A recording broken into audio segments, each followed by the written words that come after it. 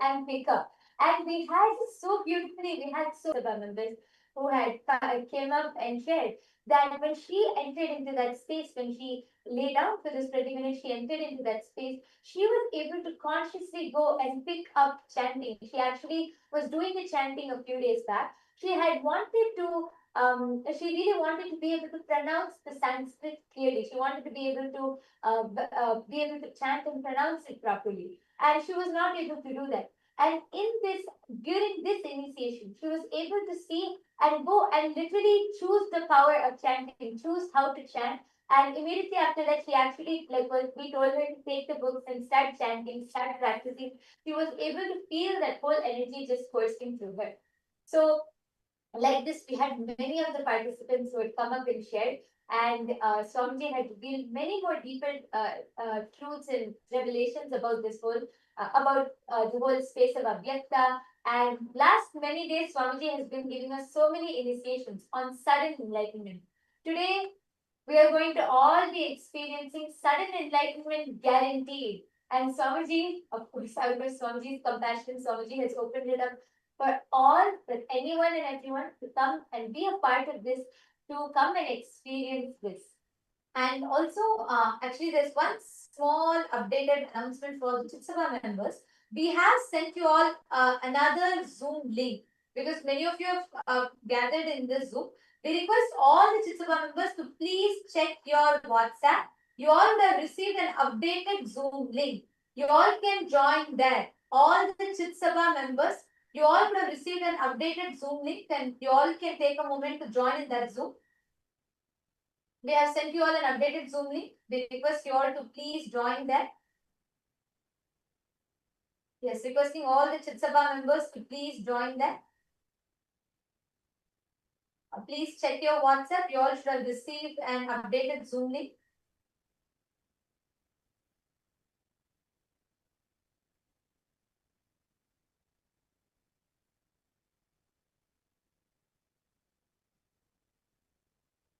All the Chitsava members, even the Chitsava members, if you are Rajya Sabha member and the Chitsava member, please join the Chitsava Zoom. All the Chitsava members can join. Even if you are a Rajya Sabha and Chitsava member, you all can join this Zoom. And here is where all of you will be receiving the darshan. Ma, Sharmila, Vishalama, could you all please also help inform other Chitsava members who are not here yet? Please could you call all of them. The darshan is going to be starting in just a few moments. So let's all get ready. And today is going to be a powerful initiation, a very, very powerful initiation. So you all can let's get ready to receive the darshan. And yes, Ma Paramashakti, please go ahead now. You can continue. You are sharing about your clip. Please come forward. So I just want to take time to brief, update everyone so they all can understand and they can also be in sync. Go ahead, Ma. Come forward. You can continue sharing. Thank you, Ma.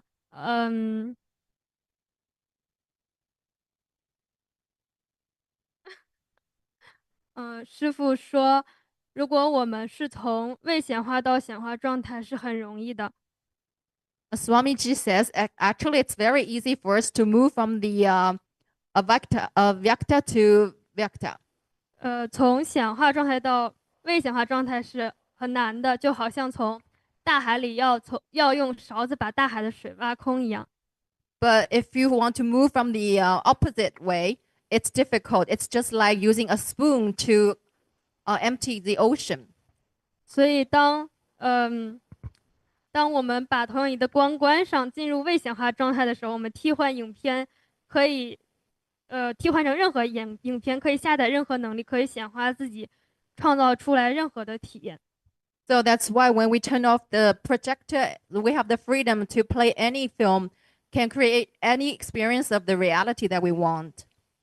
但是如果我们把投影仪开已经在播放一部影片，我们想把它改掉是非常困难的。But if we turn on the projector and we're already playing one film, so it's difficult to change it anymore. 我们很多时候用头脑想要去解决问题，头脑的存在焦虑，想要去不停的制造问题、解决问题，就好像是已经在播放了一部影片，我们在屏幕上乱写乱画。It's like very often we want to use our mind to solve problems, but the mind has its own existential anxiety. So it's like we want to draw or dribble on the already played in film. 在投影的屏幕上乱写乱画。It's like to dribble, to draw things on the screen that's the projector is projecting on. 但是屏幕里播放的影片并没有任何变化。But the film that's being projected, it has not been changed or touched. 对，这个是，但是当我们停下头脑的时候，就头脑不是创造的那个部分，是那个背后的意识，是那个我们替换影片的那个地方才是创造的部分。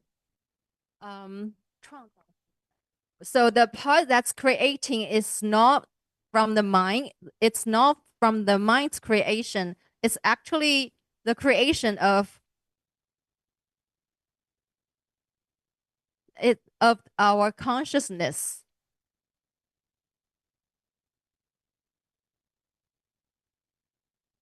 It's the part that can store the information.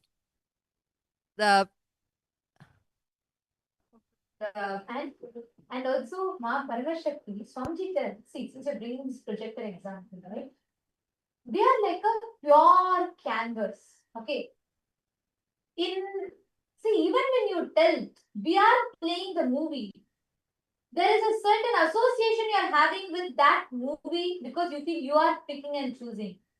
Listen, Swamiji so beautifully explains. I'll come to the same example of a project. You're like a wall, blank wall, white canvas, white screen, whatever. Let's say life is projecting a horror movie, a romantic movie, a rom-com, thriller movie, mystery, sentimental movie, and so many different things.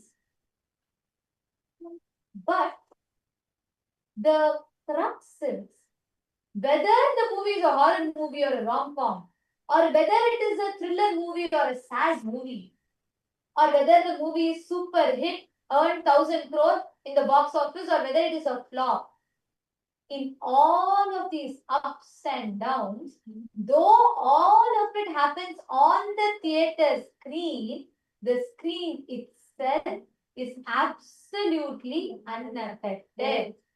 That screen is your focal point. It exists.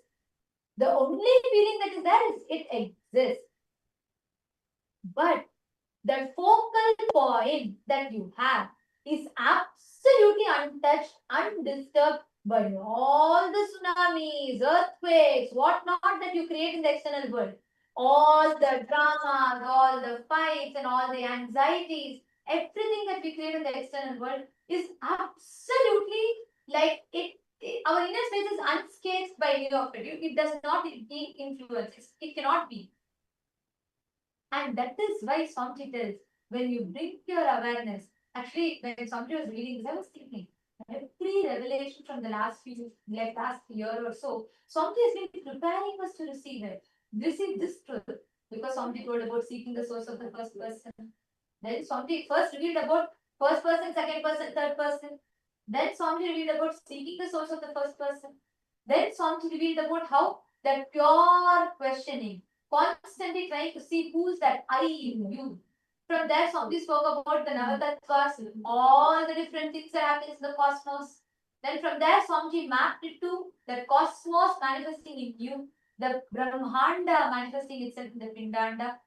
And from there, Swamiji led us all to this ultimate initiation, giving us the experience of how that I am us.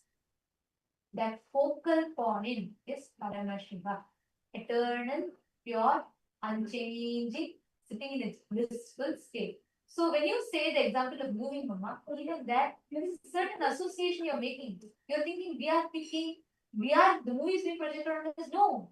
Right now, your past, your present, your future, creation, destruction, sustenance, rejuvenation, pulling out of delusion, depression, all of it is happening now in you. Though all of this are happening, your original state as Paramashiva is absolutely untouched. You understand?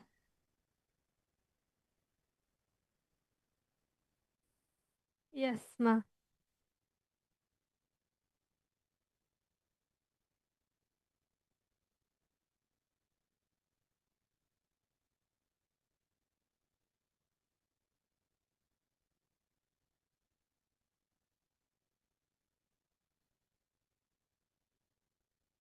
No sounds, ma.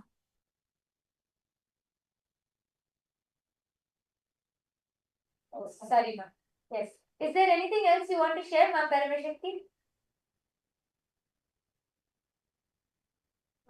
没有，暂时没有想分享，但是我还没有听太关于 Nada 和冰度的那个部分。I don't have anything more to share, but I'm not very clear about the part that you explained on Nada and Bindu. Thank you for coming up, because by answering your question, even I got deeper clicks.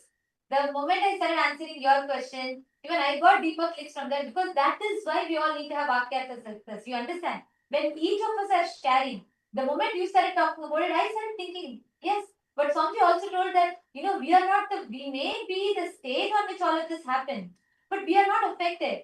That means the original state of us is not affected. So I should also thank you. Thank you for coming up and sharing. Because of you, I got deeper clicks. Thank you. Thank you so much, ma'am. And I'm actually seeing a lot more from all the e-citizens that are logged in here with us. Wong Swanchi, and Ezekiel Ayya, Ma Chandravidya, Ma Mugda, and Ma Chetna, and Ma Monica Singh. You all can post your questions, because I know for the first time when you're hearing such a discussion from us, you may have a lot of questions raising in you. You can all post your questions here. Ma Cecilia, you should join the SJP's room. You should join the Chitsabha members room. And all the Chitsabha members, please rename yourself to Chitsabha member, your SJP IDs. Nityanandam, Ma Lata Hadley and Harish Hadley Ayya. Nityanandam, Lata Ma, where is Harish Ayya? Call Ayya also. It's amazing to Swamiji has been giving. I'm so happy that you both joined the IDs.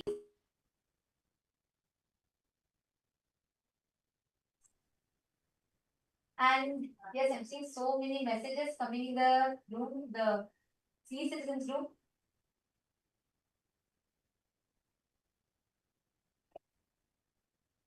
Each of you can post your click. Can all of you share your click? Can each of you share your clicks? The e-citizens, all the participants, viewers that are joining us, Mana Daisy and Monica, because how do you all connect with when you listen to this? If you have any questions and doubts as well, you can post. Nityanandam, Ma Helen Gomez, Nityanandam, Ma Chetana, Nityanandam, Ma Guru Prasadini, Nityanandam, Ma Nitya Guru Prasadini, you should join the Rajsabha room. Ma Shanteshwara. I'm also seeing a few of the Rajya Sabha members who have joined here. Ma Karnan and Ma Chandravidya, Ma Nirada. All of you can join the Rajya Sabha room. Yes. And Gautam Goshaya. Ma Nyanesha, did you understand? Did you click with these fruits? There are so many of you joining here. Ma Andrew Gulson and Ma Lee Chen Lee Ayya Nityanandam. Guru Sharana Kata Shakti Nityanandam. We have Pal Thakaraya Nityanandam. We have Ma Anastasia Nityanandam, Ma Wendy, Ma Karina Wang. I'm seeing many more people here. Nityanandam to all the e-citizens. I request if each of you can also post in the chat as you are listening to all these sharings from the Paramashiva Sena participants, and as you are listening to all of these truths, what is clicking with you? What are your powerful cognitions? All of you can post it here, because right now, to prepare for the satsang, the best way for us to prepare for the satsang, to receive this initiation from Swamiji, is by drilling this truth deeper in us. By understanding and drilling this truth deeper and deeper in us. So this is going to be a very important discussion. Many of you have posted that, actually to all the PSS participants, as each of you are coming up and sharing, as each of you were coming up and sharing all the PSS participants. We have many of the e-citizens who have posted that they were able to so deeply connect with it. They were able to understand these truths deeper. So any of you have any questions also, you can post here. Madan Kumar G is asking, my mother, Nityanandama, my mother passed away 8 days back. Can I see Swamiji's darshan? Yes, you can. Today, that is why Swamiji has opened up this darshan for all. Everybody can join. You all can share this link with anybody. This is sudden enlightenment guarantee. All the Chitsabha members, please can all of you also call everybody you know in your zones, any other Chitsabha members. Let us make sure nobody is missing this. All the e-citizens who are joining, all of you can share this link to anyone. You can call your family members, friends. Even if you have somebody who just wants to experience the healing, they can come and attend the darshan, be a part. They will automatically get the healing. They can also receive the darshan from Swamiji and also listen to all of these powerful cognitions. Actually, these are very, very powerful. So reach out to all your family members, friends, and invite anyone and everyone can come. So Madanaya, don't worry. Definitely you'll experience the healing and healing through Swamiji's darshan. And now it is time for all of us to get ready to receive the darshan.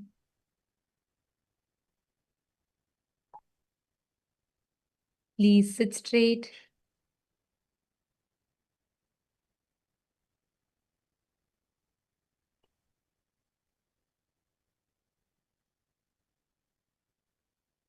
Please close your eyes.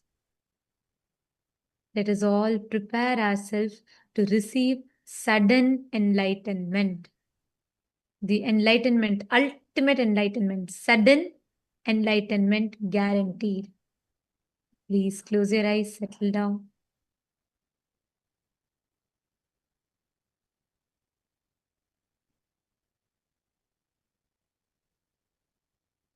Sit with your head, neck, and spine in a straight line. Drop any restlessness, any thoughts, anything which comes to your mind.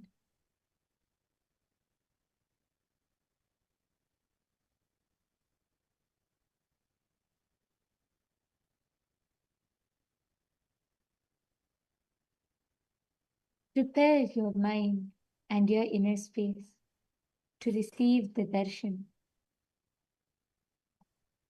to receive sudden enlightenment. Please close your eyes. I request all the members, please make sure, just a few more announcements. Please, can I request everybody to be on camera? Anybody not on camera, we might have to be removing you all from the Zoom due to security reasons. So please be on camera at all times during the darshan. There is continuous Nayana Diksha happening and absolutely no form of video recording, no form of audio recording whatsoever. Any violation of the security protocols will be leaving us with no option but to remove you from the meeting. So please make sure all of you are continuously on camera throughout. Let us all enter into the meditation.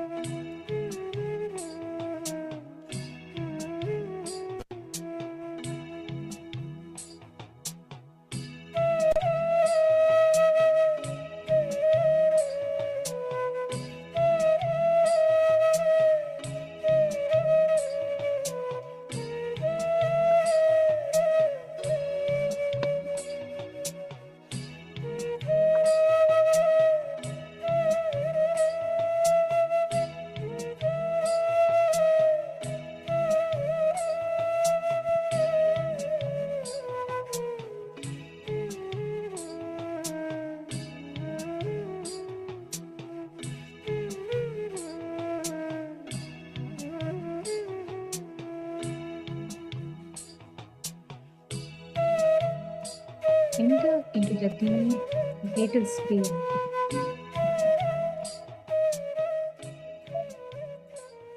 Enlightenment itself is given to you.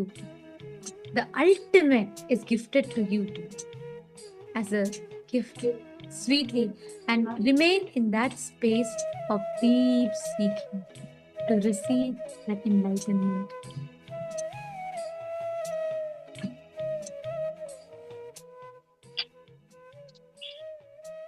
Continue to remain seated in this space. And as we are all in the meditation, just an important announcement. All the Chitsabha members, do not share this link to anybody. The Zoom is exclusively only for Chitsabha members. All Rajya Sabha members can join the Rajya Sabha Zoom, and e-citizens in the respective Zooms. Anybody, any e-citizen or any Rajya Sabha member in Chitsabha Zoom will have to be removing you all from the meeting. Please requesting each of you to join the respective Zooms.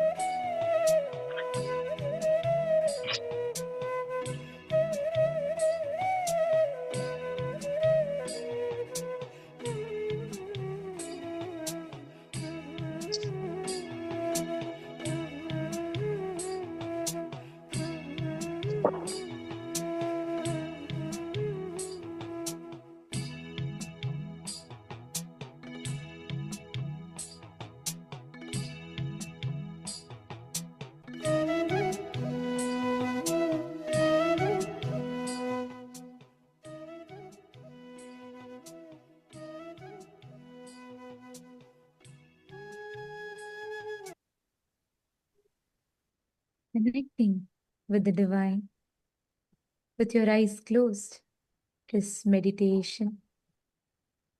Connecting with the divine with your eyes open is darshan.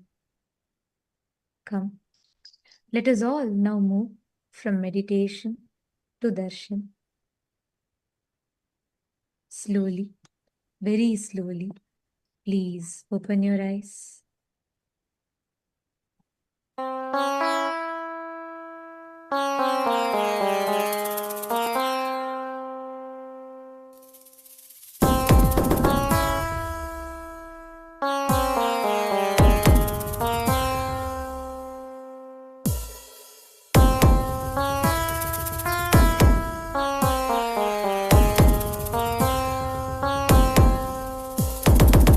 Shiva Shiva Shiva Shiva Shiva Shiva Shiva Shivane பந்து அவதரித்தான் கைலைய நாயக நாடிடும் ஆட்டத்தில் சைவத்தையே அவன் புனரமைத்தான் சிவ சிவ சிவ சிவ சிவ சிவ சிவ சிவ சிவனே பந்து அவதரித்தான் கைலைய நாயக நாடிடும் ஆட்டத்தில் சைவத்தையே அவன் புனரமைத்தான் நித்யானந்தா நித்யானந்தா நித்யானந்தா நித்யானந்தா நித்யானந்தா நித்யானந்தா நித்யானந்தா நித்யானந்தா ஞானமும் கொண்ட சக்தியும் பரமனாக நெஞ்சில் பதித்தது அஷ்டசக்தியும் 10 திசைகளும் உன் புகழை பறைசாற்றியது கைலையை படைத்த கலைஞனே கைலை நாயகா பரமேஸ்வரா உந்தன் அருமையை அகிலம் பரப்பிட படையெடுப்பனே மாஹேஸ்வரா இது ஆதி சைவம் போற்றும் எங்கள் தேசம் ஆடி பாடி கொண்டாடிடும் கூட்டம் என்று முந்தன் அழகு கவிதை பேசும் ஜெய ஜெய ஜெய ஜெய நித்யானந்தா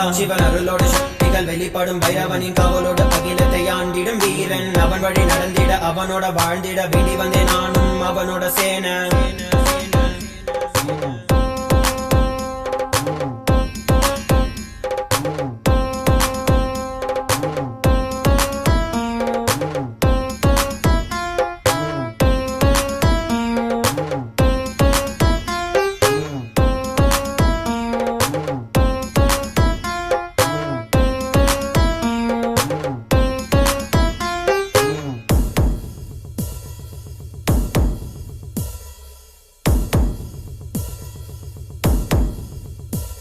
ஒரு பார்வையில் என் முக்கண் திறந்தாய், பரமசிவனாய் வாழ்ந்திட வைத்தாய். நானும் போற்றும் கடவுளே, இந்த கலியுகத்தில் என்னை காத்திடுவாய். பார்க்கடல் கடந்திட வந்த நஞ்சை தானே உண்ட நீலகண்டன் இவன் நாடும் பிரளயத்தை அடங்கியாண்டிட ஆதிசக்தியின் வடிவு கொண்டான். ஆதி சைவத்தை காத்திட வேண்டும், விஸ்வரூபம் எடுத்து நிவா.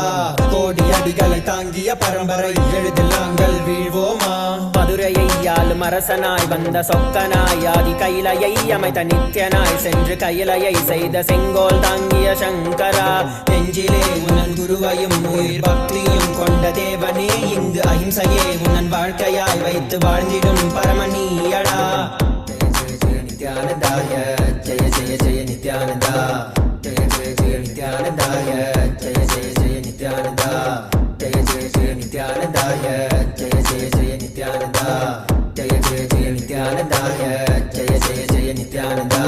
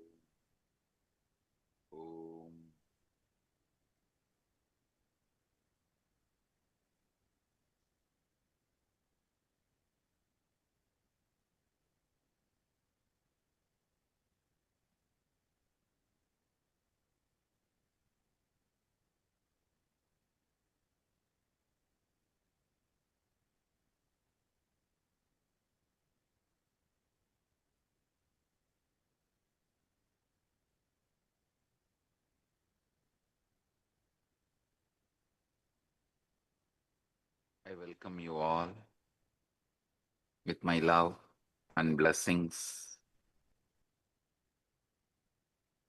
All the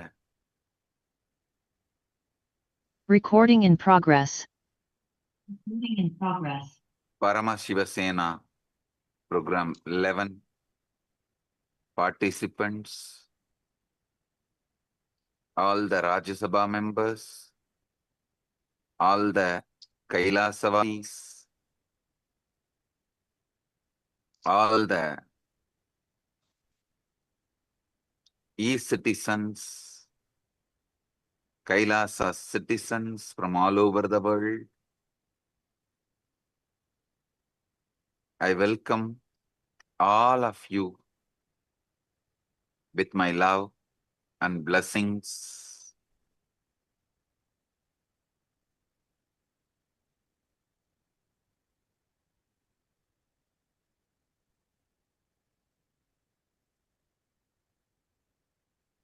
As the ultimate manifestation of the ultimate, Paramashiva,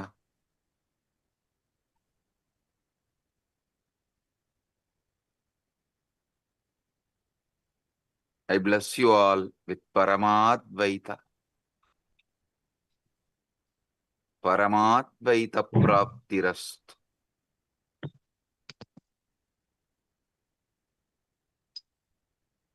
Now,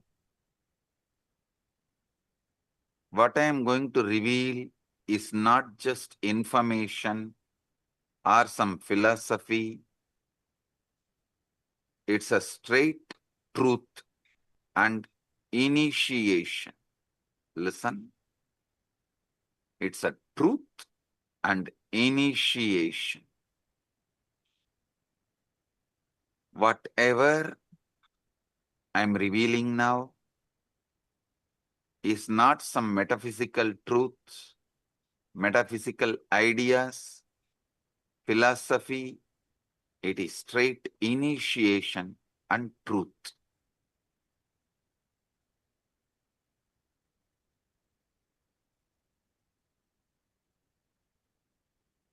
Look at your mind for a moment. That peculiar stream of thoughts flowing through your awareness right now.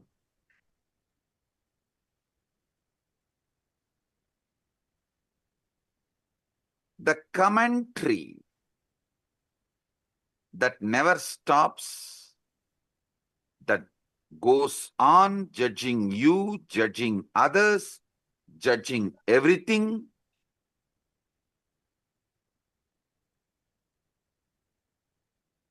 Every words you hear and process inside you, even these words, when you are listening, immediately you start judging.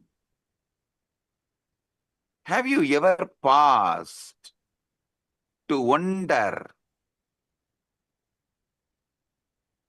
who is exactly talking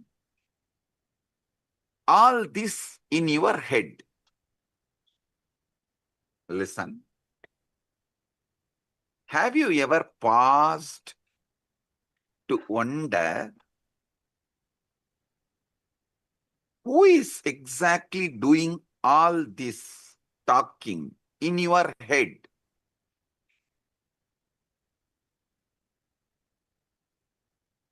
Almost every one of us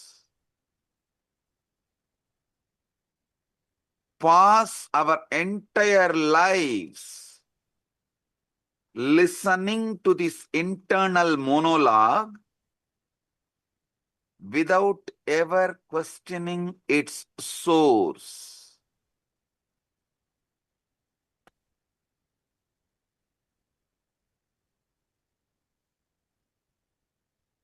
We simply assume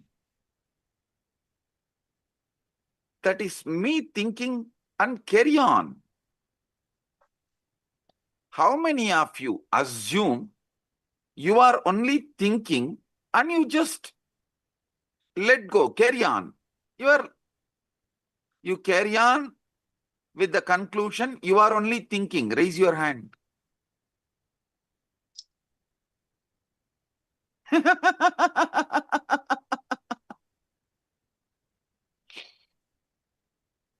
Come on. Is it really you? Are you creating these thoughts? Or are they simply arising in you like clouds swarming in the sky? Come on.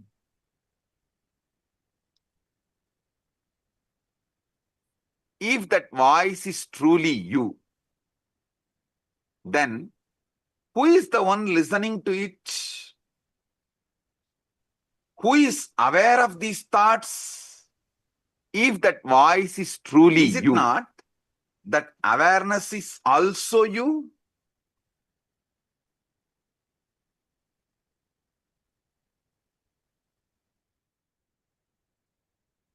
How can the speaker and listener seemingly existing in the same mind points to something quite extraordinary?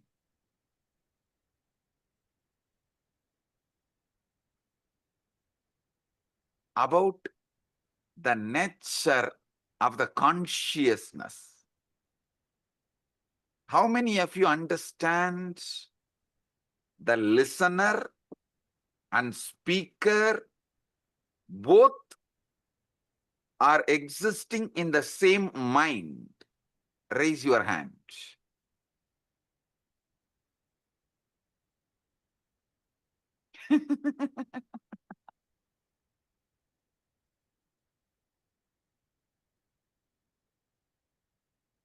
Now,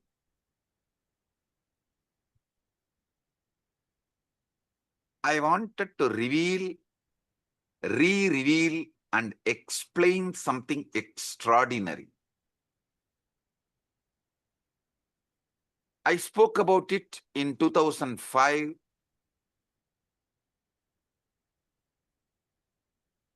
The Guaranteed Enlightenment Satsang on Ashtavakra Gita in Bangalore.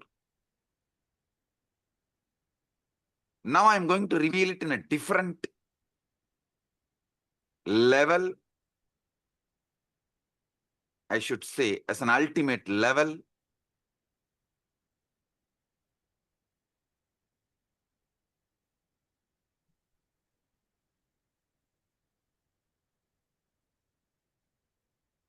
your thoughts,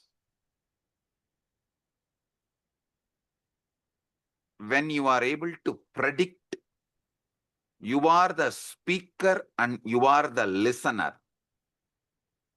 When you are not able to predict, you are neither the speaker nor the listener. Listen. Only when you are able to coin the words, predict, you are the speaker and you are the listener. When you are not predicting, when you are not speaking, neither you are the speaker nor you are the listener. How many of you understand this?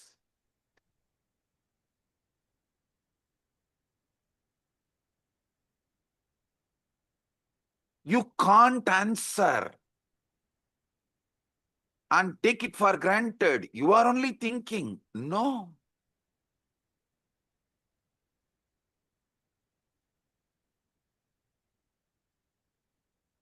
You can't dump the responsibility on someone else. I am not even thinking. I don't know what is going on inside. No. The thinking in you, the thinking going on in your head is Chit Jatak Granthi. Means it is semi-automated, consciously semi-manipulated system. Listen. When it comes to heart beating, you can say it is beating on its own. Your involvement is practically nothing. But you can't say, you can't think, you can't say you can think as you want forever. How many of you are understanding this unpredictable nature of thought?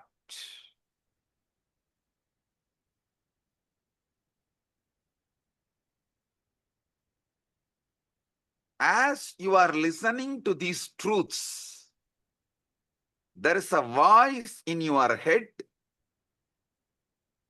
that is following along. Perhaps it is repeating what I am saying. Perhaps it is commenting on it.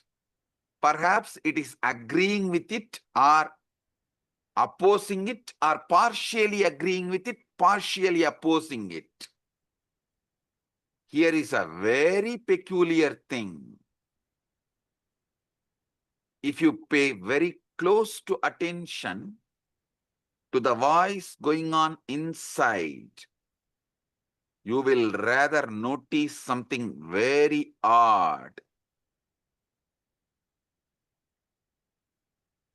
You cannot predict with certainty what your voice is going to say next. If you decide to stop and utter the words as you want in your head, you can listen also your words.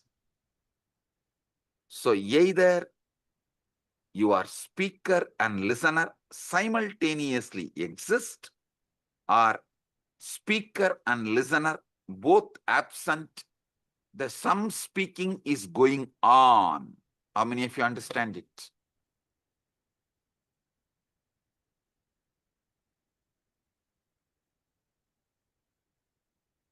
Owning up to all the words which goes on in auto mode is what I call guilt. Not owning up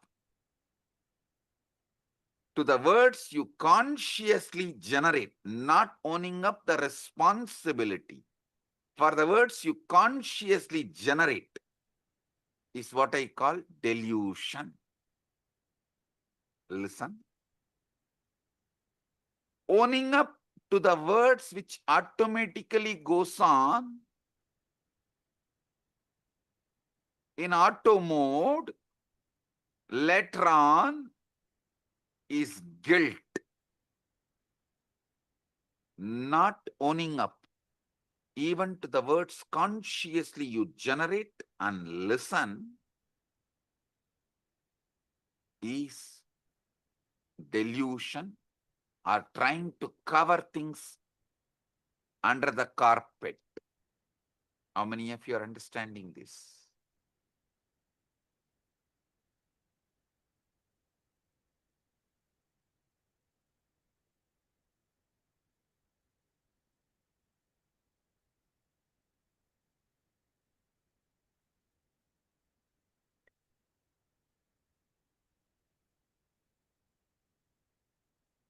You cannot predict with certainty what this voice is going to, what your inner voice is going to say next. That doesn't mean you can't control it.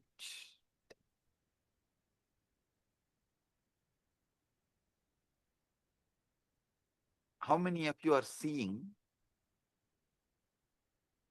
This is like a car, you can put it in autopilot and you can also drive.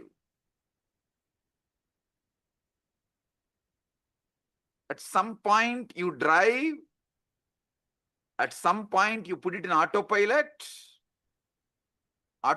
mode.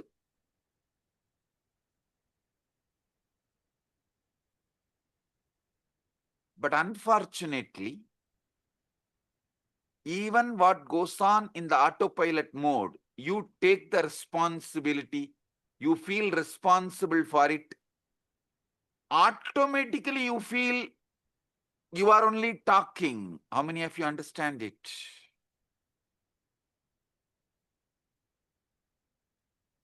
This is utterly superfluous. Listen.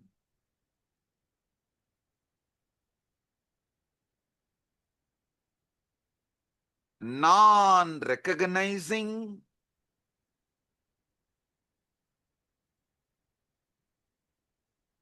this autopilot mode,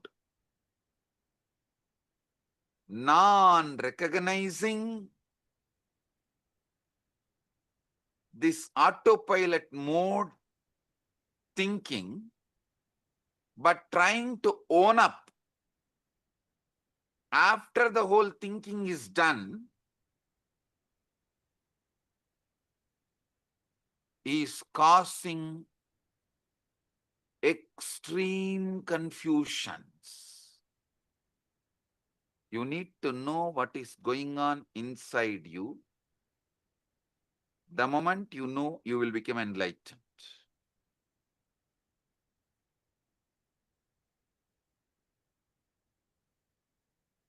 Am I doing the thinking, or is thinking happening to me?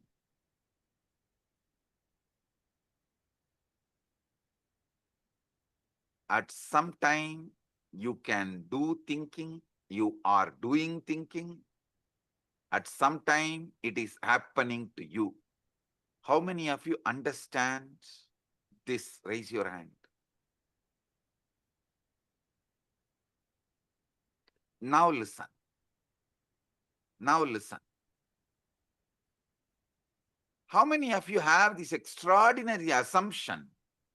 Because these thoughts are occurring in your head, even when you are not thinking, you assume it is yours. Even in the autopilot mode, what goes on, you assume it is yours because it is happening in your head. How many of you assume? Raise your hand.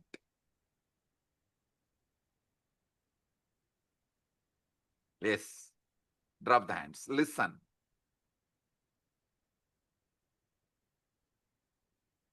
When you truly look for the thinker, the one who supposedly initiates each thought,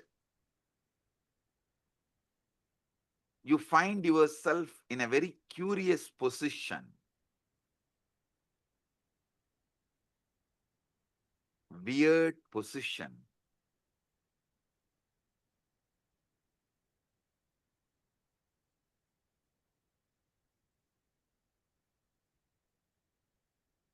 When you consciously think, yes, everything is great, right? But when it is going on in auto mode and you try to find who is thinking, suddenly the auto mode stops.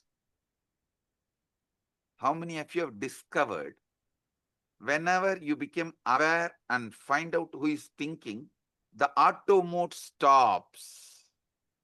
Great. Great.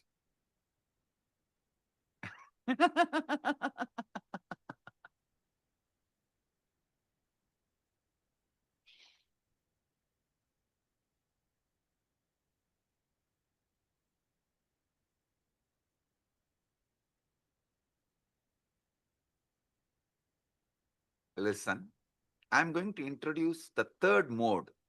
One mode, the auto mode thinking goes on and you are not listening. One mode, consciously you are thinking and you are listening. There is one mode, thought currents are not consciously done by you. You are not consciously thinking, but you are listening. That is in that high emotion, anger. Thoughts just come. They are forced on you. You are only the listener, but not thinker. How many of you have experienced this state? Raise your hand. Listen. Clarity about these three liberates you. Listen. When you are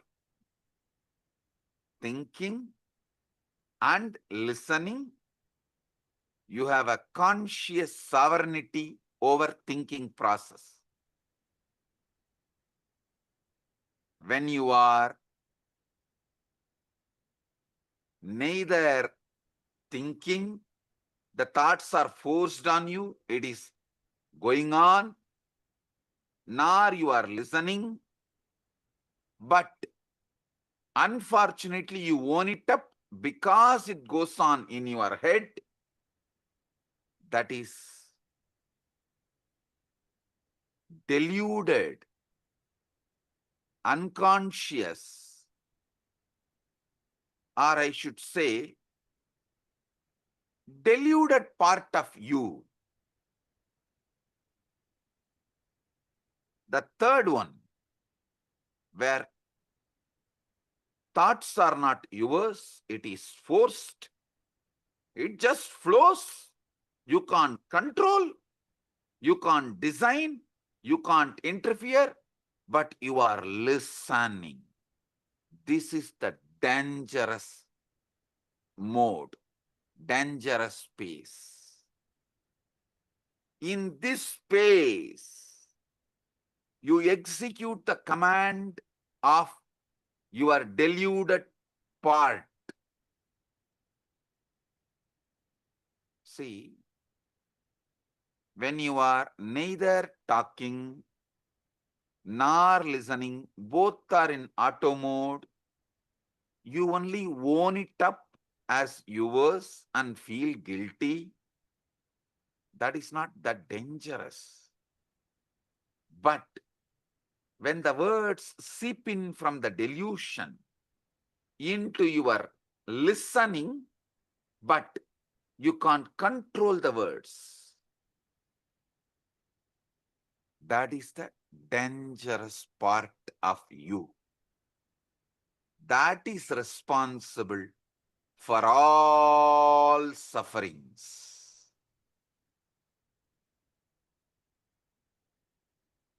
You may say, your brain is thinking,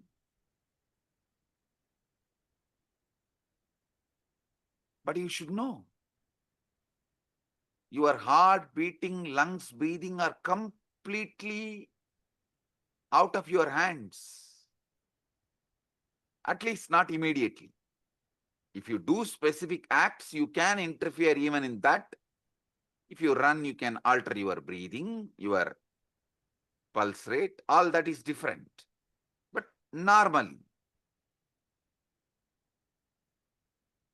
that is why you don't say, I am beating my heart or I am breathing my lungs. No.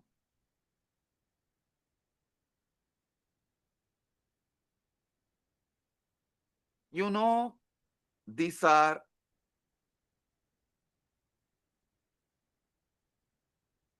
the processes happening in you largely autonomously.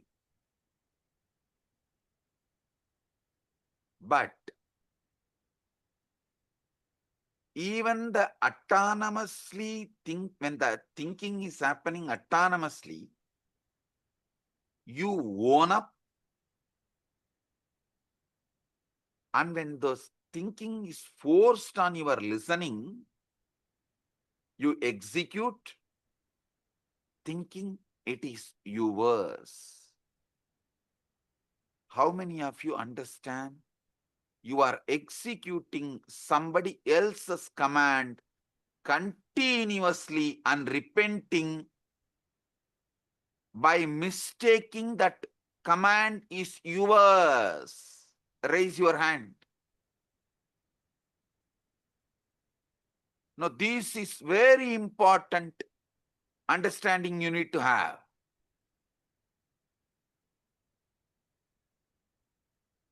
Listen to these three. Drop the hands. Listen. One side, consciously you speak, consciously you listen. That is a chit part of you, conscious part of you. We will come to that later. It can be handled easily. Second, the jata part.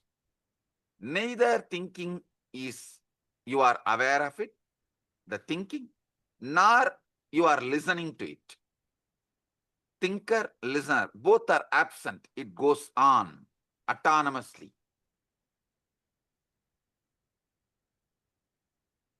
The third, dangerous. From that autonomous thinking zone, the thinking enters into your consciousness. Listening happens consciously, but thinking is not under your control. But you take that as your thinking and start executing. This is what is the third part, Chit Jata Granthi part. How many of you understand? This Chit Jata Granthi part is responsible for all mess in your life.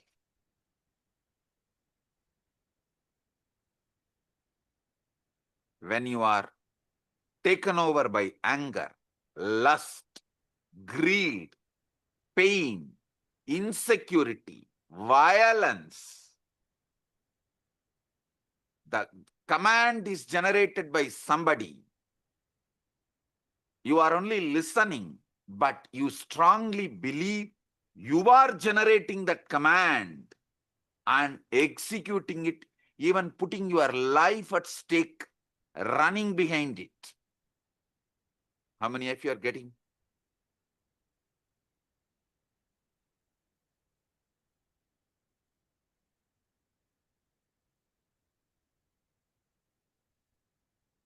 Drop the hands.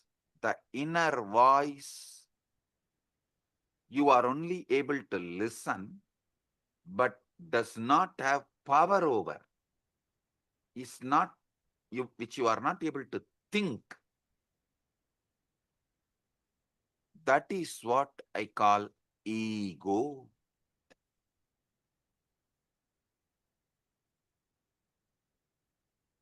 Devil commanding and making you execute. Unfortunately, you own up the devil. You feel the devil is advising you for good. You even have justifications. Knowing that voice has cheated you many times, you still have justification. Listen, obey. Sometimes, to escape from your small mood swings, you make the decision which damages your whole life. To escape from a small pain, you make the decisions which damage your whole life. How many of you understand this?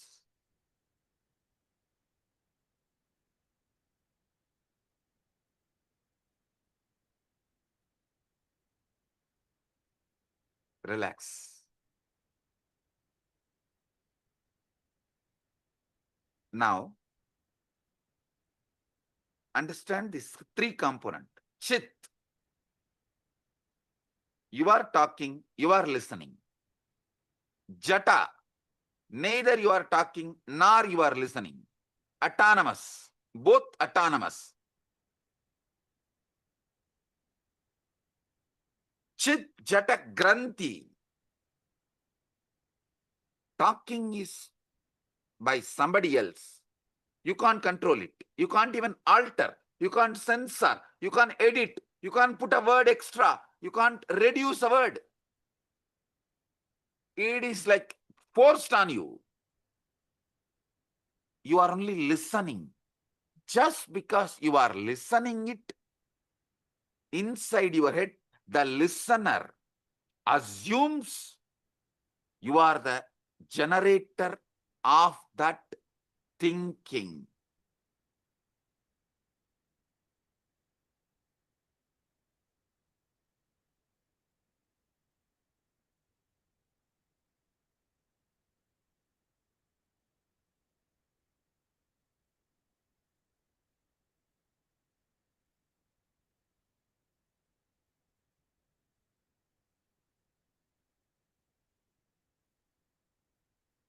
Chit Jata, Chit Jata Granthi.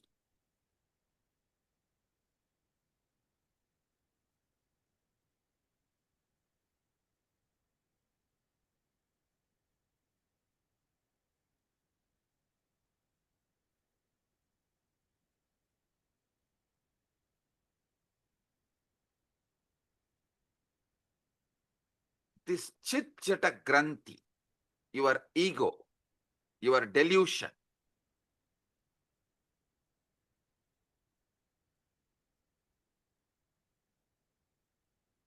this part becomes more and more dangerous, destructive,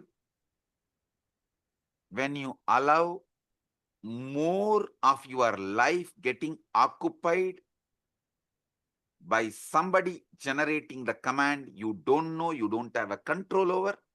But just because you are listening, you are owning it up and feeling it is your command and executing.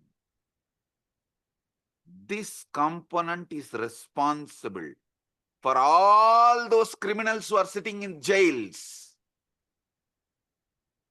Nobody is interested in going to jail. Nobody is interested in doing something wrong.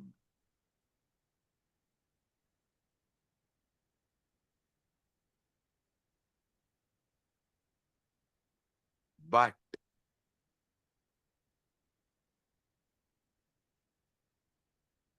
the command is generated by somebody, but because constantly you are listening, you own it up and get into the delusion. You are only talking, it must be your voice, and you start executing. Listen, don't think.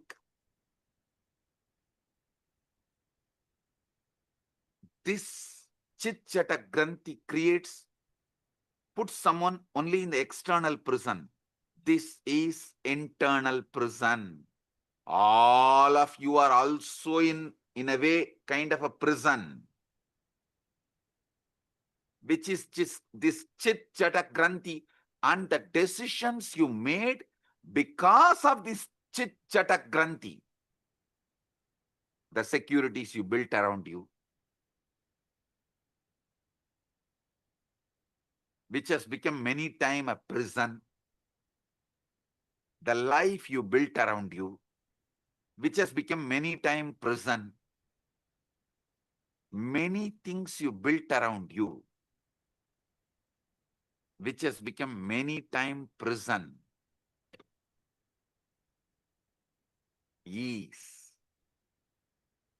owning up to the voice just because you listen to it, because it is from your head, you think it is yours, you really feel it is yours, but actually you don't know. How can you own up something which you have not uttered? See, if something is yours, then you should be able to edit, add, delete, speak. Are you able to? No. Then how can you own up and execute certain command, some command, which you are not owner, but continuously you believe it is yours? How many of you understand this? Raise your hand. Yes, now I'll give you just 3 minutes. Pen down this chit, jata, granthi, all three. So you are understanding it.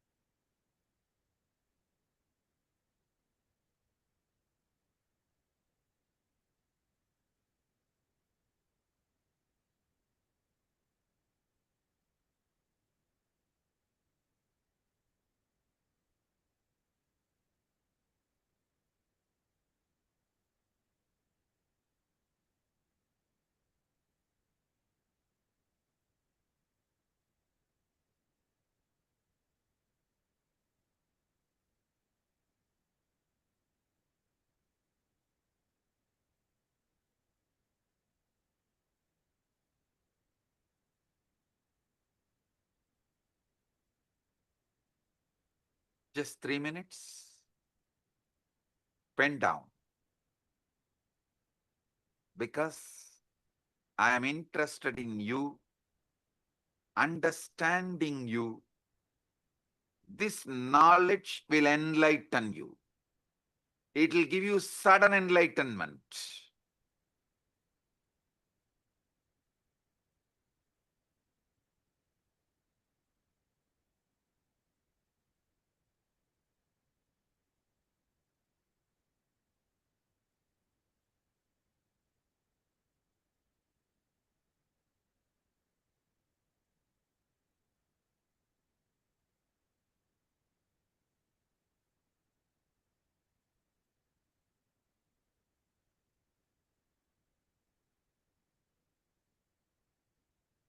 Now listen.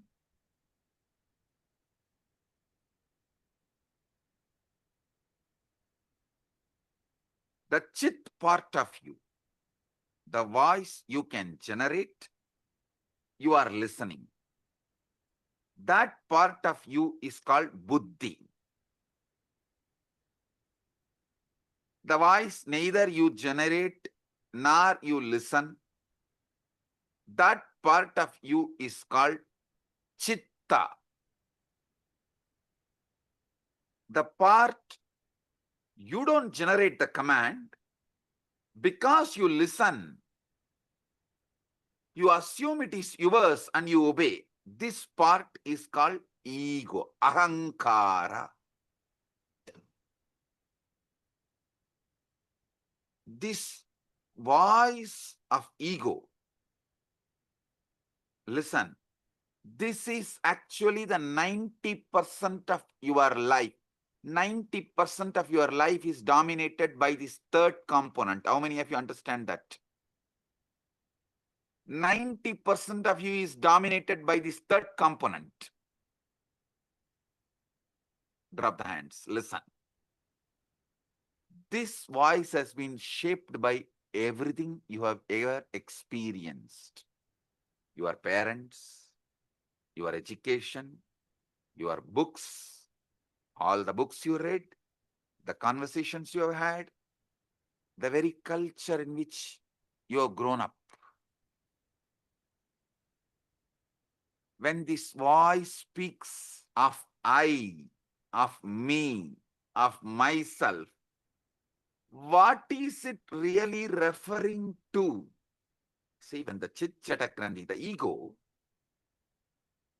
when this voice is delivering command, it uses the word I, of me, of myself. What is it really referring to? I tell you one small example.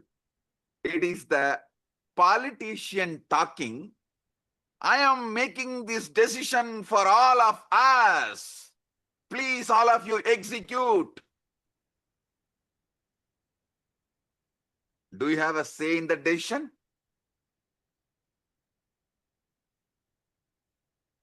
You just execute. And you are convinced you made the decision because you voted 4 years before or 5 years before.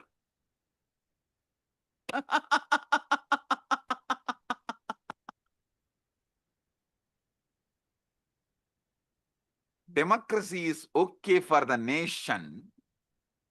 I don't want to say yes or no, good or bad and all that. Okay, that is the way it is.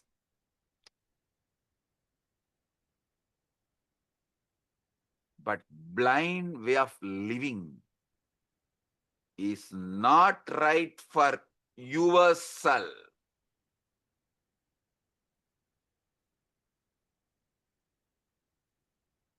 When the voice, your ego speaks of I, of me, myself, what is it really referring to?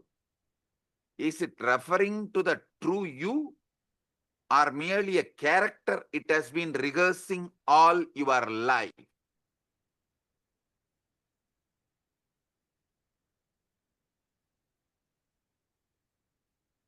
How many of you understand? From the moment we learn language, we are taught a most peculiar game.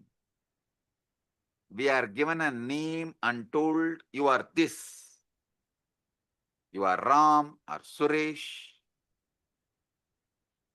I always refer these names because in India, if you scream Ram, 1/3 of the country will turn and see you.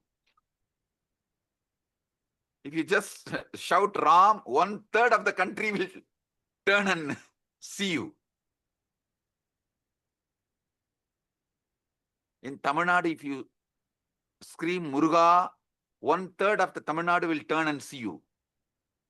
In Tiruvannamalai, if you call Arunachalam, 1/3 of Tiruvannamalai will turn and call you, see you.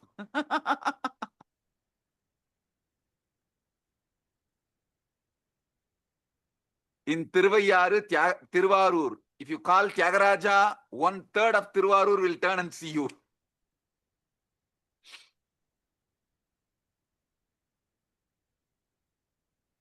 Listen, this peculiar game of name, as if this collection of sensations, feelings, experiences, all is a one continuity you get deluded by that one word called your name. How many of you are cracking it?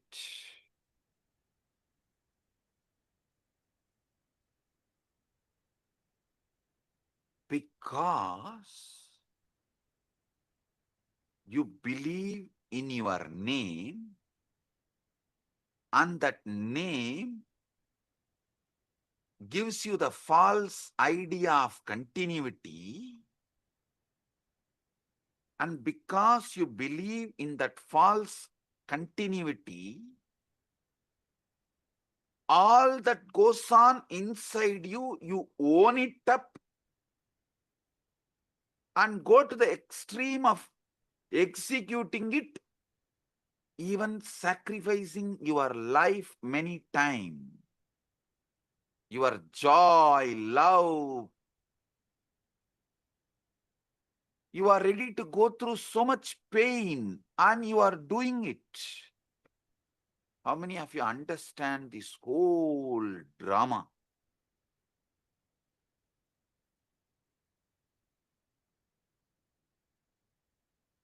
Gradually, through the years, you build up a story.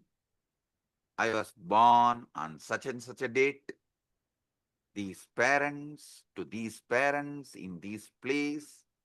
The voice in your head becomes the narrator of the story, constantly upgrading your biography, constantly telling you who you are. On and on it goes, weaving this fictional character. You take it as yourself. How many of you understand? This is the way the development of the ego, personality is done in you. I give you a few more minutes, 1 or 2 minutes, just jot down how your personality, ego is created. Pen down.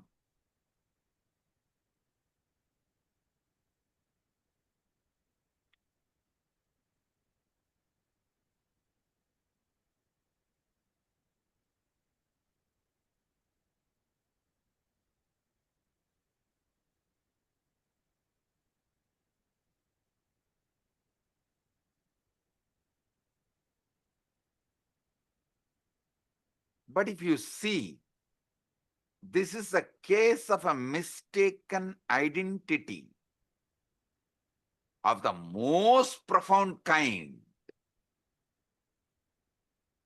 With how many of you this clicks? Oh God, this is really, really, really most profound mistaken identity.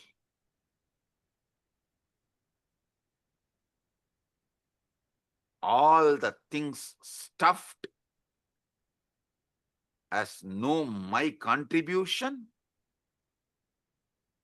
and I go on be executing this order. I continuously execute the order, and literally I have no role in generating the command. How many of you understand it? And these people want freedom.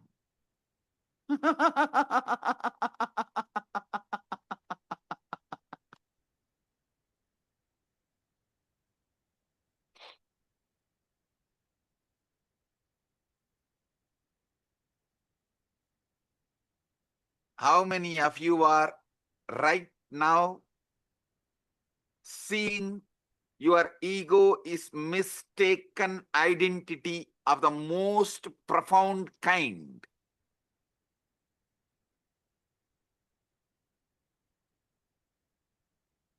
Drop the hands. It's like going to the theater, becoming absorbed in the play so deeply, you forgot you are watching actors.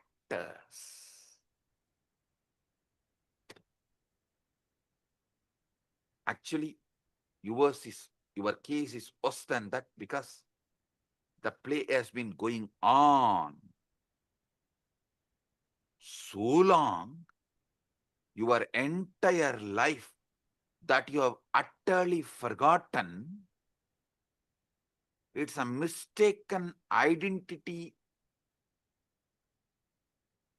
of the most profound kind is performing this whole thing.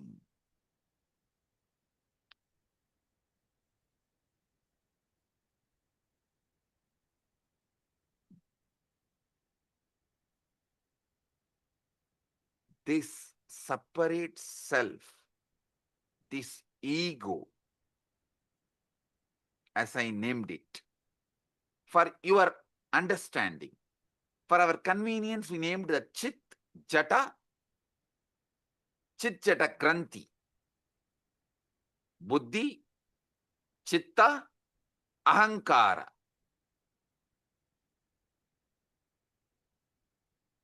This separate self, this Ahamkara, ego,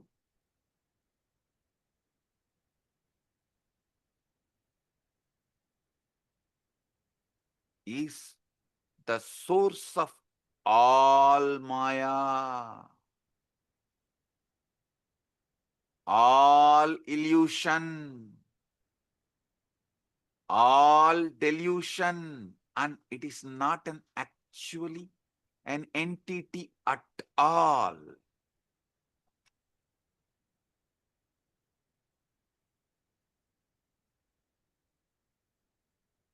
I enlightened all of you about your buddhi, your chitta, your ego, which is source of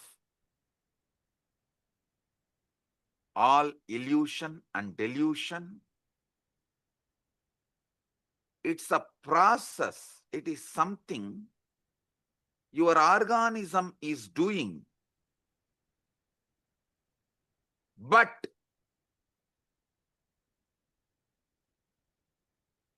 not something your organism is.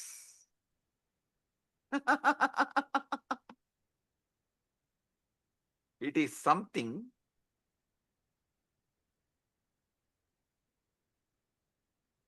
you believe your being is doing, but not what your being is.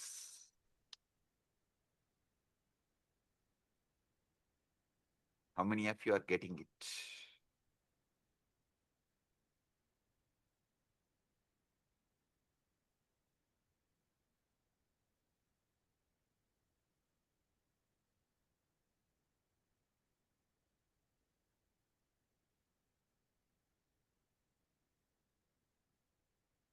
When you say, I think or I feel, what exactly is this I think or I that thinks and feels? If you try to point it, what can you point to? Your body? But your body is constantly changing. Once in every 7.5 years. That is why in Hindu tradition, in our horoscope, we kept it sunny for 7.5 years. Once in 7.5 years, your body completely changes. How many of you know that? Every cell is replaced.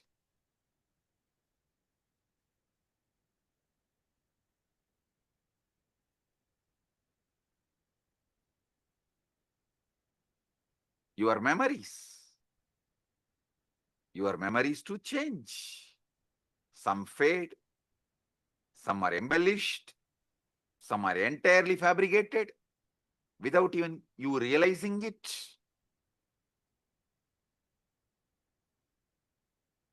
Your memories change, your bodies change, your ideas about you change.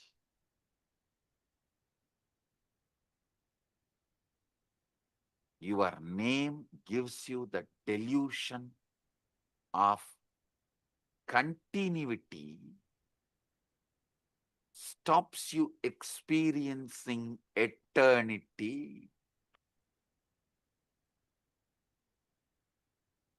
The delusion of continuity stops you experiencing eternity. Note down this word. This is the most powerful cognition.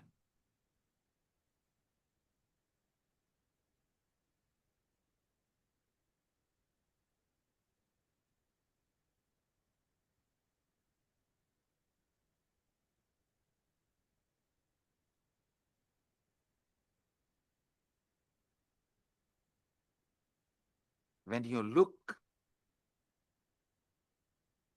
for your true self, it's like you trying to catch your own shadow. The closer you get, the more it recedes.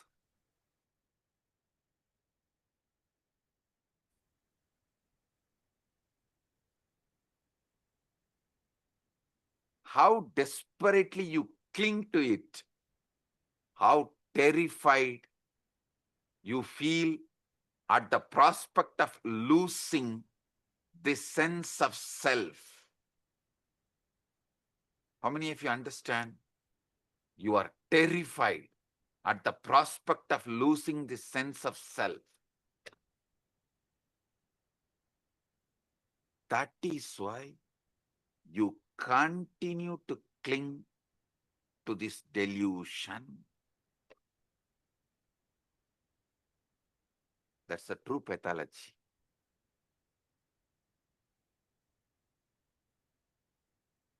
See, the separate self is a useful social convention, like a money,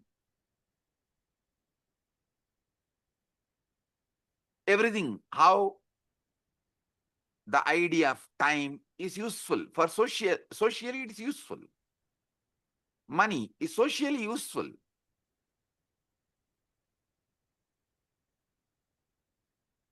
But not the truth.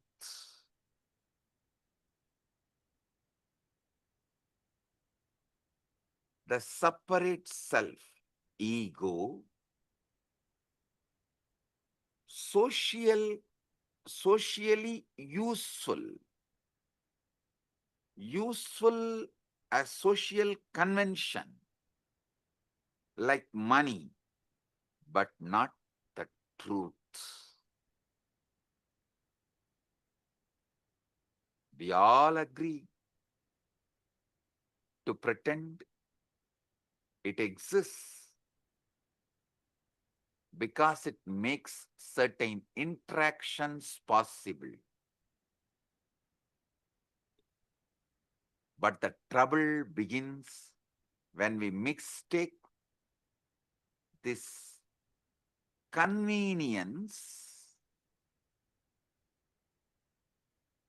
for the sake of the truth, as a truth. See, the real trouble begins when we mistake the convention for reality as the truth.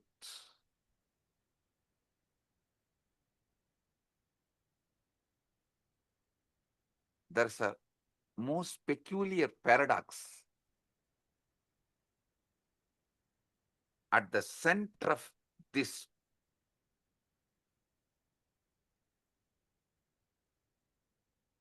seeking the truth. Listen, I am actually decoding that 4 Mahavakya of Upanishads for all of you. Naham deham, koham soham. Later on I'll explain. This is the Mahavakya I am decoding step by step for all of you.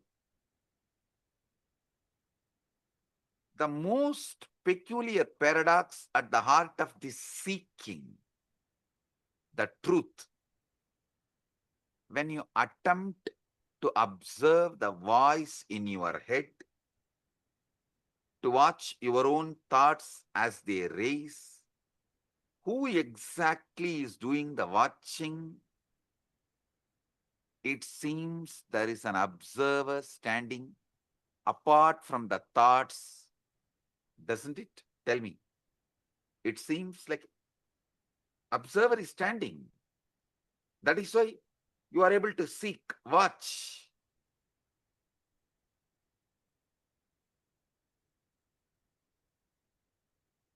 But if you look closely at this observer, you will notice something extraordinary. It too becomes an object of observation. You can observe even the observer. If you have done ajapa, you can understand what I am saying. In the beginning of the ajapa, you will try to do Shiva, Shiva, Shiva. Then you can make that Shiva, Shiva repeat, and one part of you can observe, one part of you will be doing the japa. If you go deeper, one part of you will be doing the japa, one part of you will be observing, one part of you will be observing the japa and the observer both. If you have done ajapa sadhana, you will understand what I am revealing.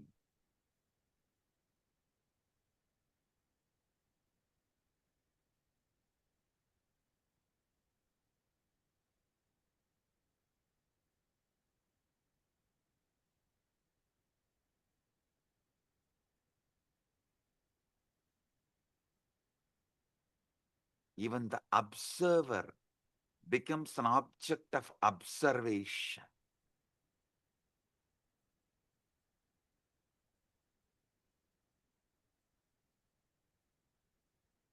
You can see everything except the seeing itself.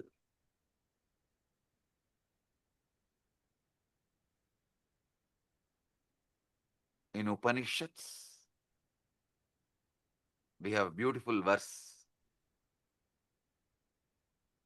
Sarva Sakshi Bhutam. Gita again. This word, Sarva Sakshi Bhutam.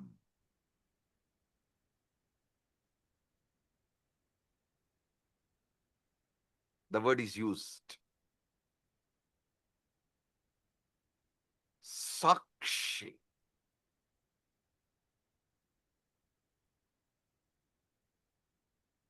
Other than the seeing, you can see everything. This Sakshi Bhutam, this witnessing presence that is aware of everything, including your thoughts,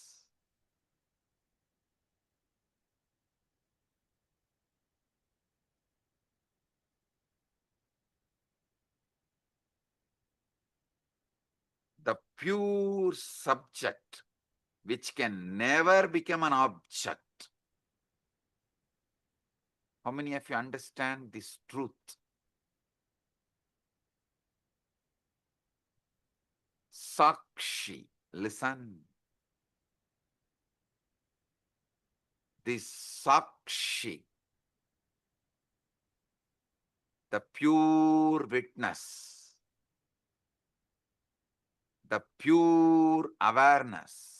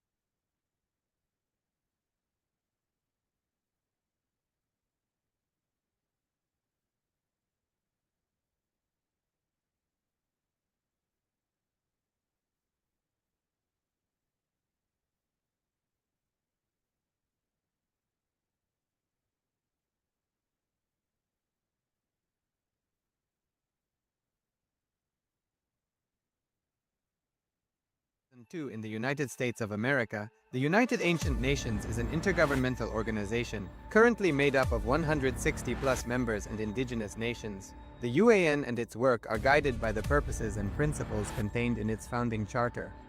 The UAN is a manifestation of the profound connection amongst indigenous peoples across the world, including African, Andean, American, European, Caribbean, Oceanic, and Asian regions, rooted in shared wisdom, sustainable practices, and deep reverence for the earth.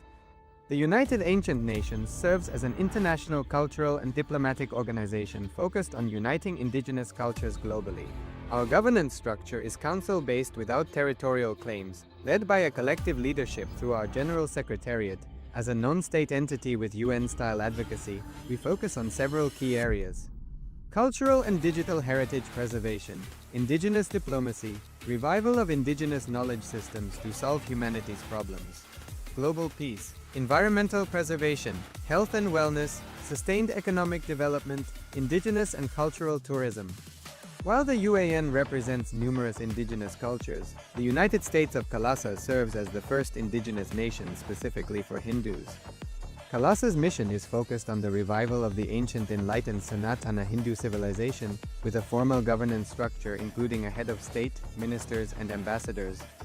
Under the leadership of SPH, Supreme Pontiff of Hinduism, Bhagavan Paramashivam, Kailasa has achieved recognition as a sovereign subject of international law, possessing distinctive attributes of juridical statehood. The United States of Kailasa is the main sponsor of the proposed UAN headquarters. This initiative would bring forth an estimated $100 million in revenue for the host country through summits, conferences, tourism, and development projects. The proposed UAN headquarters would represent the world's indigenous nations and peoples through its architectural design. It would blend the best of all worlds, featuring top modern architecture, the highest green building standards, and ancient Vastu architectural principles. This headquarters would serve as a central hub for indigenous diplomacy, cultural preservation, and collaborative efforts towards sustainable development and global peace. Through this initiative, we aim to create a dignified platform for indigenous leadership rooted in ancestral wisdom, cultural legitimacy, and collaborative innovation, enhancing global dialogue and regional stability. The establishment of the UAN headquarters would position a host country at the forefront of a global movement promoting indigenous wisdom while creating significant economic opportunities for the nation and its people.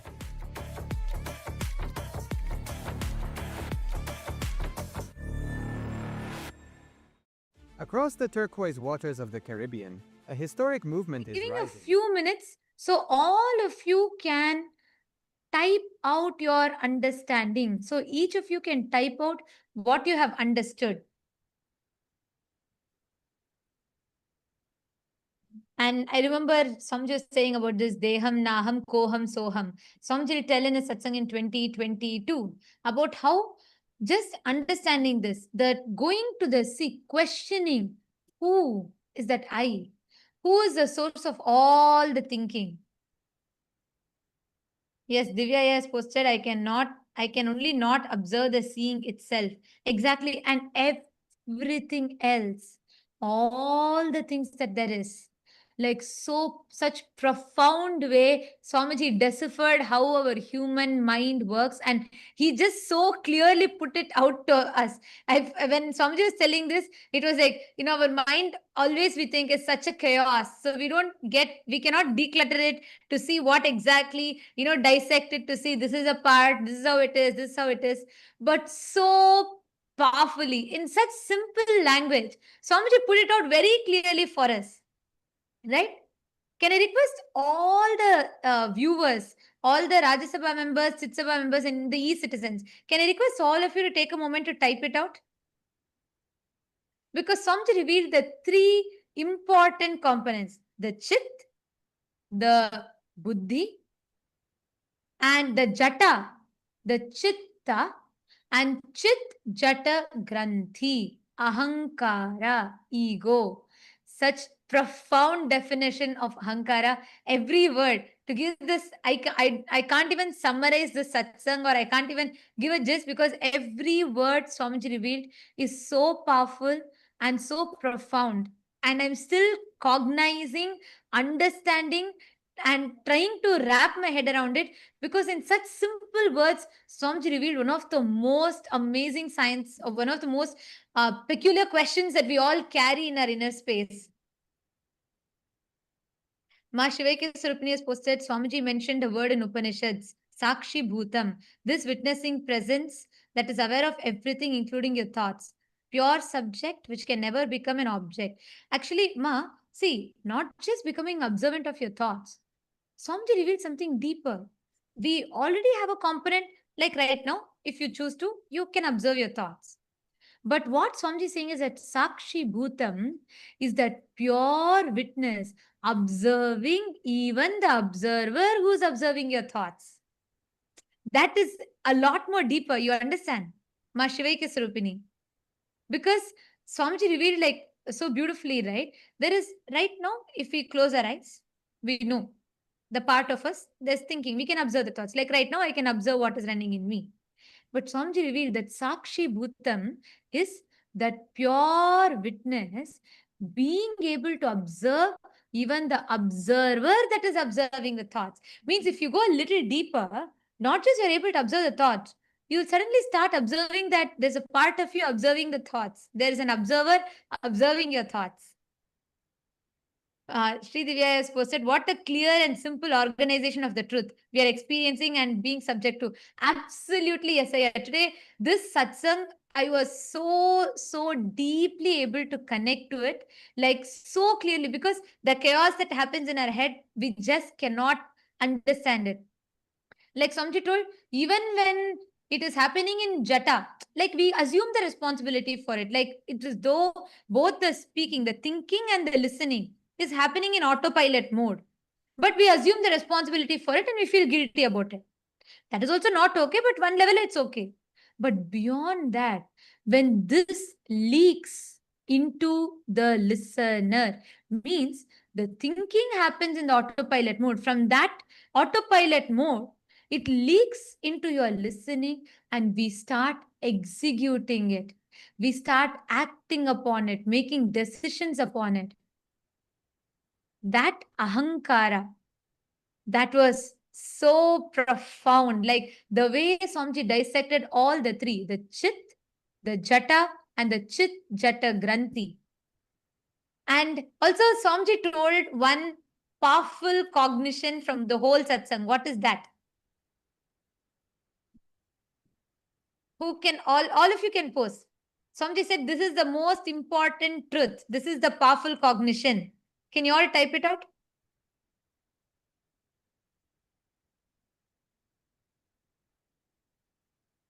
What is that one powerful cognition? Vimal Patelaya, you have put ego stops you experiencing eternity. The stops you experiencing eternity is right. But Swamiji said something very specific. Yes, your name. And the most important truth, Swamiji said, the perceived continuity, because your name, everything changes. Your body changes, your thinking changes, your memory changes. And Swamiji said even, sometimes memory can even be fabricated by us. That was like another big shock. But anyways, so your memory changes, everything changes. But the name that you have, the perceived continuity the name gives, stops you from experiencing eternity. Wow. Just wow. What an amazing truth. Yes, Shiv Panditaya, your name gives you a sense of continuity, but you miss that you are eternity itself. Yes. And not just it, it stops us from experiencing the eternity because it gives us a sense of perceived continuity. It stops us from experiencing eternity.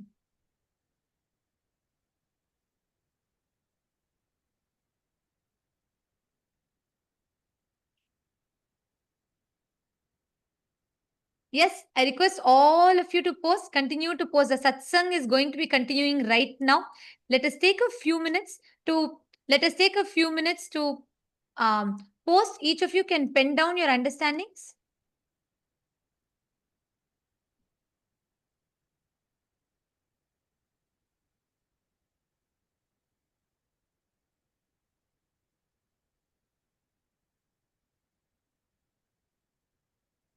I'm seeing so many of you have posted. So many of you are posting your clicks.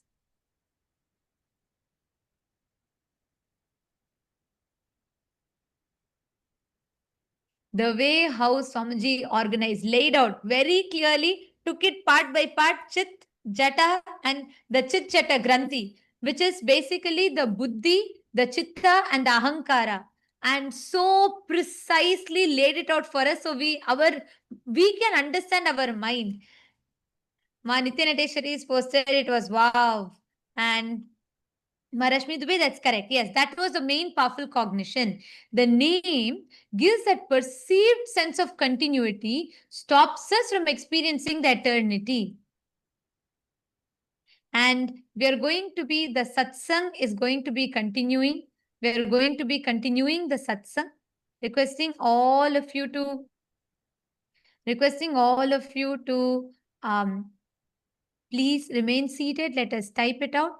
Let us type out the understandings. In just a few more moments, the satsang is going to be continuing. The powerful truths that Swamiji is revealing.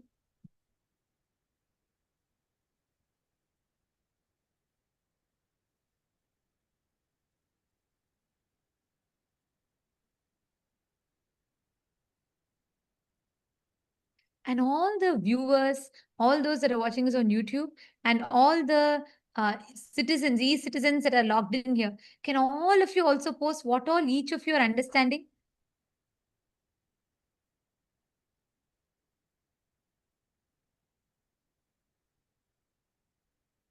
Ram R has posted, my biggest click is voice is a body process. It's not an I. So the same voice every day is not I continuous. Actually, yeah, see, Swamiji told, right? That voice, if you try to find the source, who's creating these ideas? What is the source of that autopilot thinking in us, that ahankara? Just when Swamiji was telling it, I was having that question, and Swamiji so beautifully answered. You cannot put your finger to one particular point because it's a summation of all the cognitions, words, dialogues that you've had from your parents, teachers, school, religion, church, so many different concepts. A summation of all of it together. Om, om, om. Blessings to all of you. Sorry for the technical glitch. If you are able to see me, hear me, please wave your hands. If you are able to see me, hear me, please wave your hands. Report. Om, om, om. Om, om, om. Listen. Yes. We have been conditioned to believe. Listen. I was explaining about Sarvadi Sakshi Bhutam.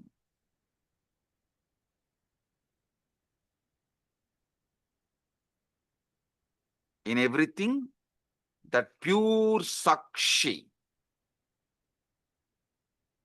In the West, we have been conditioned to believe that consciousness is something the brain produces. Like how the liver produces bile.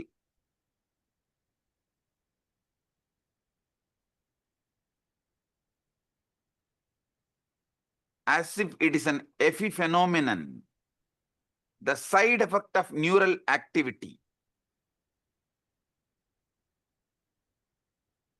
How many of you understand this is not a complete, perfect, or truthful understanding?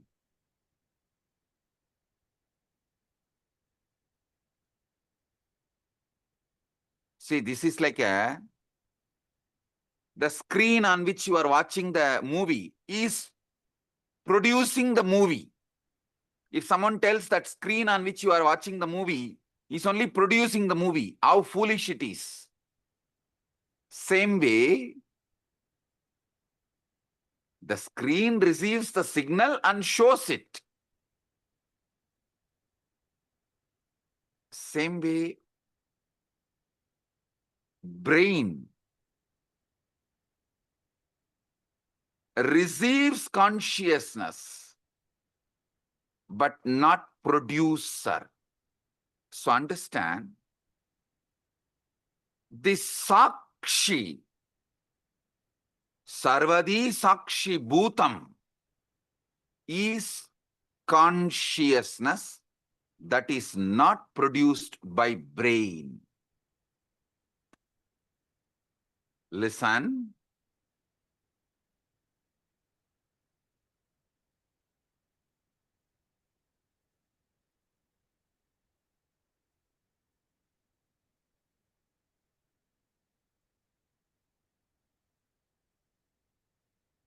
All Vedanta Sampradaya,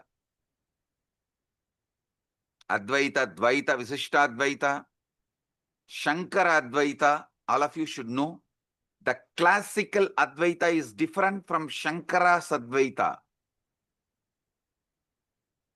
Many of you are thinking Shankara is the Acharya who promoted the Advaita. Sure, but his school of Advaita is not as the classical Advaita. If you go and see, read, his own guru's guru, Shankara's guru Govindabhata, Govindabhata's guru Gaudabhata. Gaudabhata's Mandukya Karika, if you read, you will get the glimpse of the classical Advaita. And if you read Shankara's Advaita, means his own books, the books he wrote, like Vivek Chudamani, all of it. The Shankara's Advaita is different from classical Advaita. Listen, all these Advaitas, Advaita, Visishtadvaita, Dvaita, Shuddhadvaita, all Advaita, all Vedantic traditions accept the one truth. Consciousness is the fundamental ground of the being. That Sarvadi Sakshi Bhutam, which I was describing,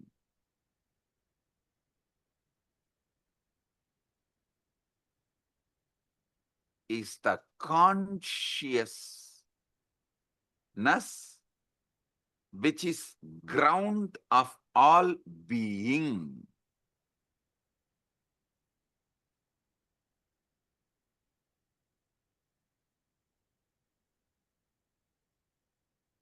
Listen,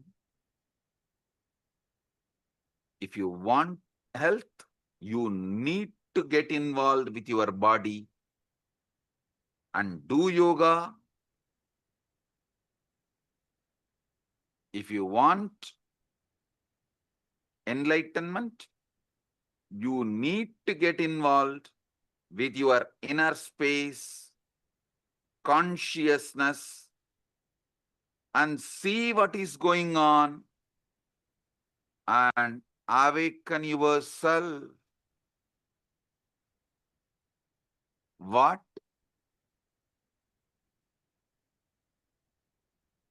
The Upanishads calls as Brahman or Paramashiva, Parandama.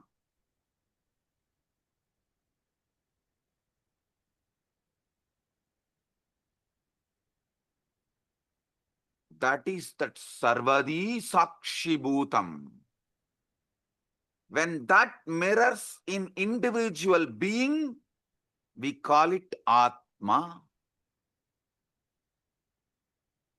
Atma is that Sarvadi Sakshi Bhutam in individual.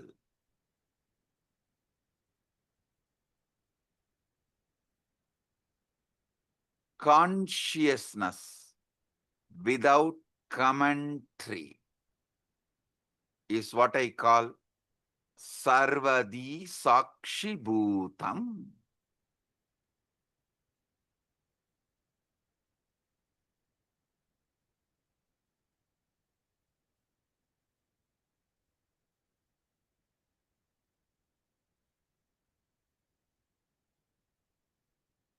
when you are in deep meditation,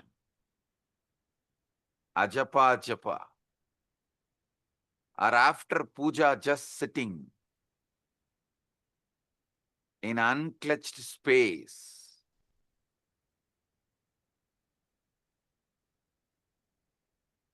in that pure silence, sarvadi sakshibhutam comes out, removing all the veils, all the masks, all the makeup.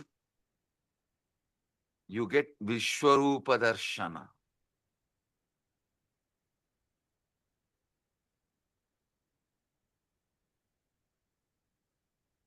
You become vivid, real. The commentary inside you stops, but that Sarvadi Sakshibhuta remains. How many of you experienced it at least once? Raise your hand.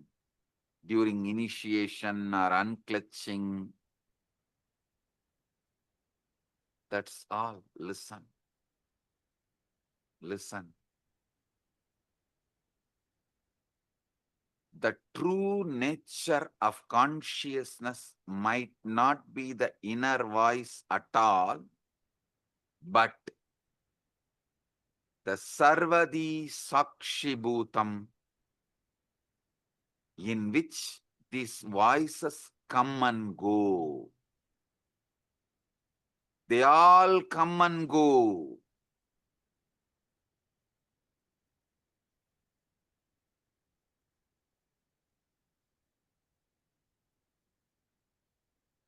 That Sarvadi Sakshibhutam is not the thoughts, but knowing of the thoughts.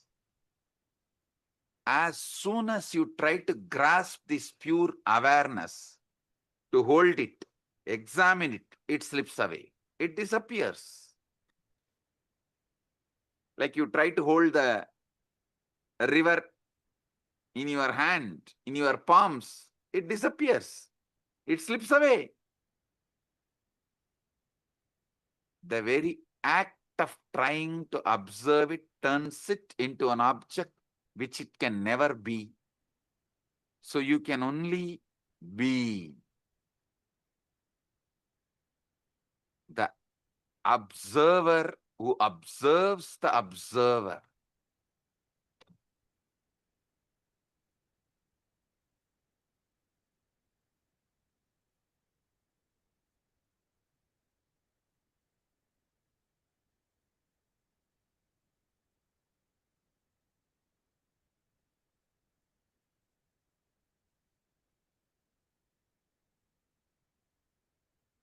Now, I'll initiate all of you into this Nirvikalpa Samadhi, sudden enlightenment, guaranteed. Sit. If you have Atmalinga, take the Atmalinga and keep it on your Anandagandha. If you don't have Atmalinga, just sit. Close your eyes. See who is thinking, who is listening to thinking, who is observing the thinking and listening, who is observing the observer. Sit.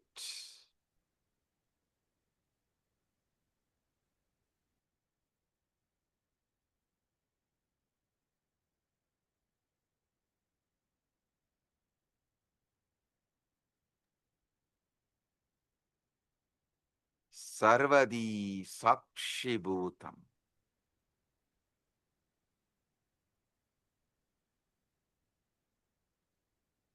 Everyone here experience the pure consciousness. Sakshi. Nirvikalpa samadhi praptiras. Sarvadi sakshibhutam.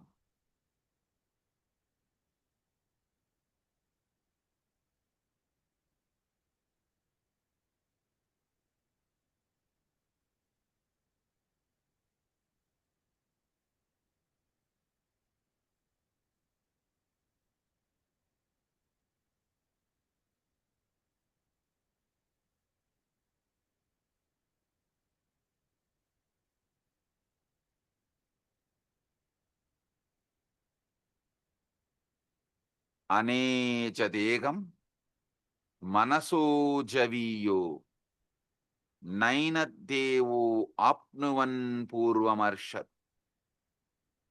tattavadoda jnanatyeti tishtattasmin nabo madarishvadatat. The motionless one faster than mind, and devas and senses could not overtake it, which ran before. Setting it goes faster than those who run after it, by it all pervading.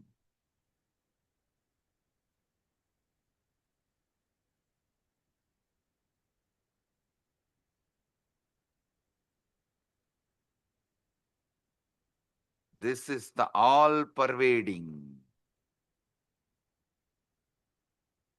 deeper than the air that supports the all living beings. Nirvikalpa samadhi praptiras.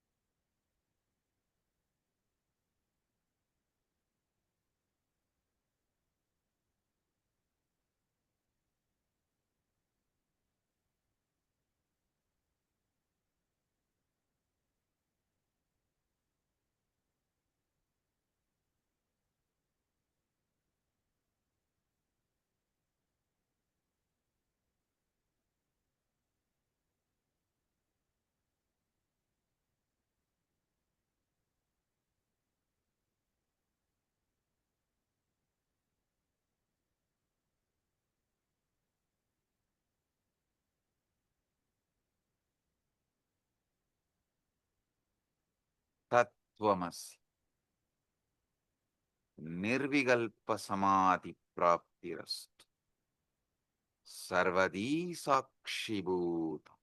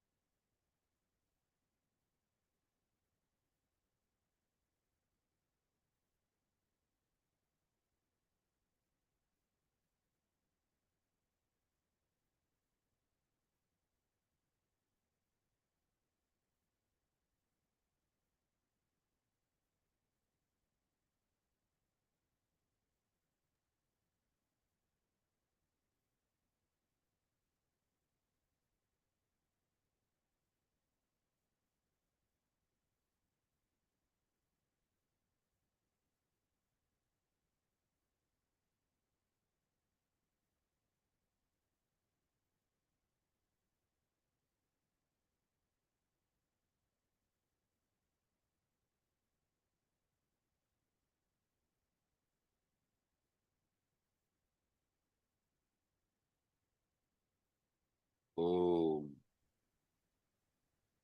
I bless you all with Nirvikalpa Samadhi, Paramadvaita.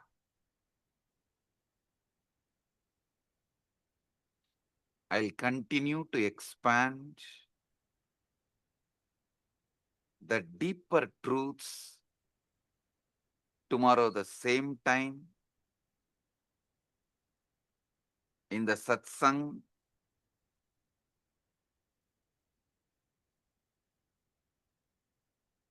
Again tomorrow same time, 7 o'clock, 7 p.m. EST.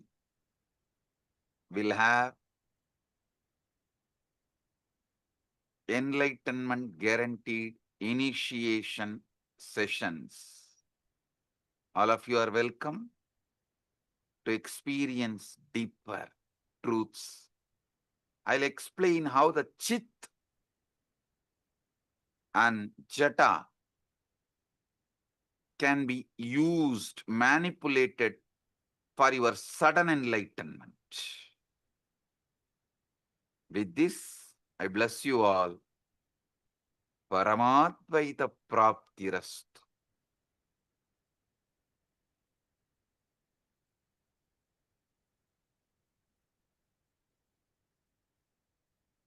Blessings.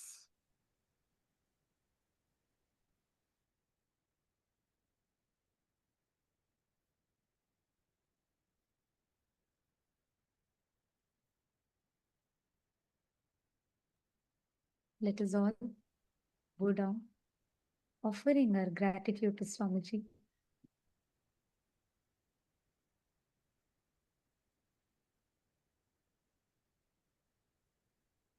Revealing such profound truths for us to be able to understand our mind, understand our thinking. Actually, even before we all talk anything, can all of you take a moment?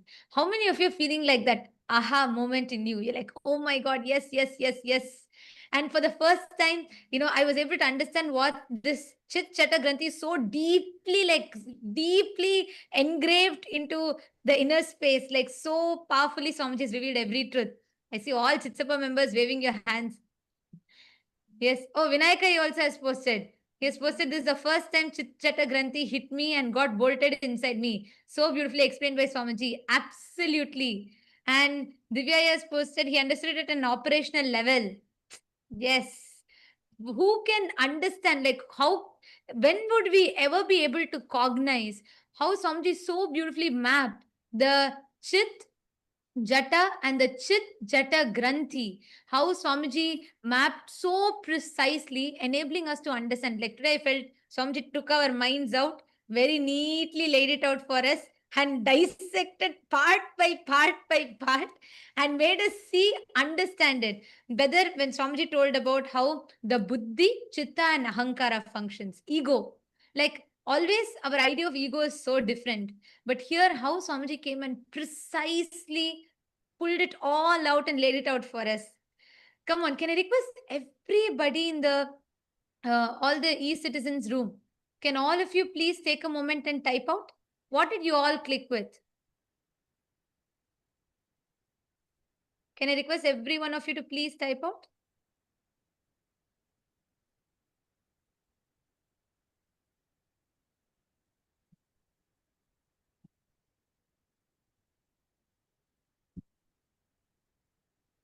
Requesting all of you to please take a moment, please type out.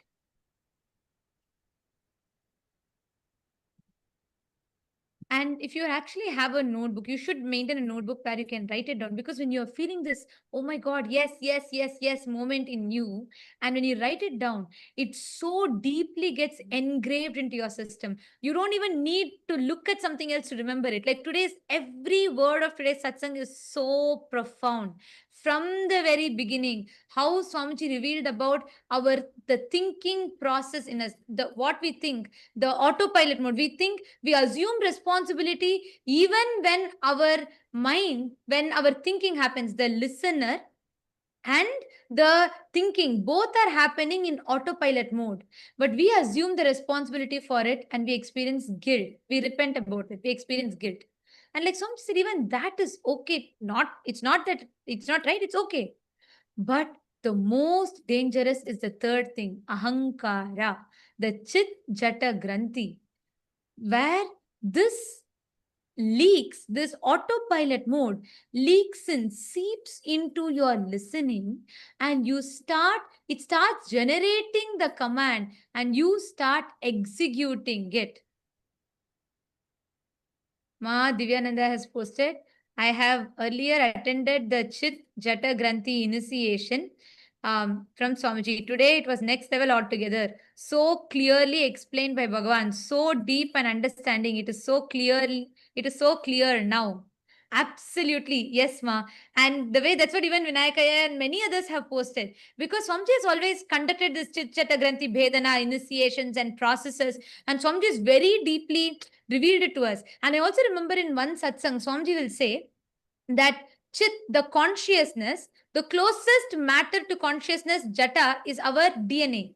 The closest matter to our consciousness is DNA. And Swamiji was telling how that is programmed by the sounds we continuously generate. Today I understood, there's a whole satsang about it. I remember this so well because Swamiji explains how the Chit, the consciousness, the closest matter to consciousness is Jata, DNA. And this is coiled together around with the sounds that we generate in us. Swamiji said all the words. That's why Swamiji said what you listen to, what you cherish is so important. Today, when Swamiji revealed about this whole autopilot mode thing, I understood to what level this sounds impacts us, influences us, because our DNA and consciousness is tied together with these sounds. So it was so profound the way Swamiji revealed it today.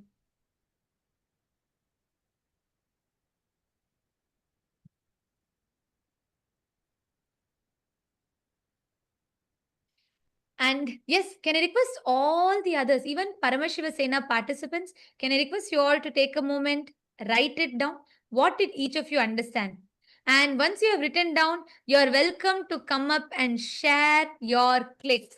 If you allow me, I can go on for the next 1 hour because I'm like so excited with every truth about Swamiji's words, every single truth that Swamiji revealed today. But I also like to request and have all of you come up and share your clicks, because this is a space in which power manifestation happens.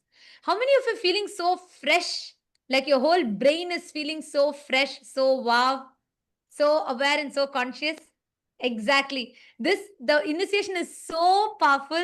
The way how Swamiji laid it out for us. Anyone in Saint Kitts wants to come up and share? In Saint Kitts, once you have written down and if you have processed, if you have wrapped your head around it, you can come up and share.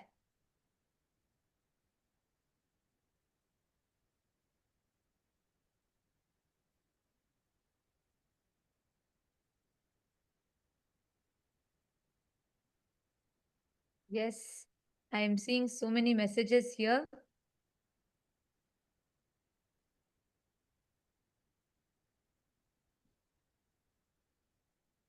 Ma Prematasi has posted, the delusion of continuity is useful for social interactions, but not truth. Brain receives consciousness and not produce it. Ajapa Japa makes us observe the observer. Ajapa Japa itself, yes, that's one tool, but Swamiji gave that as an example.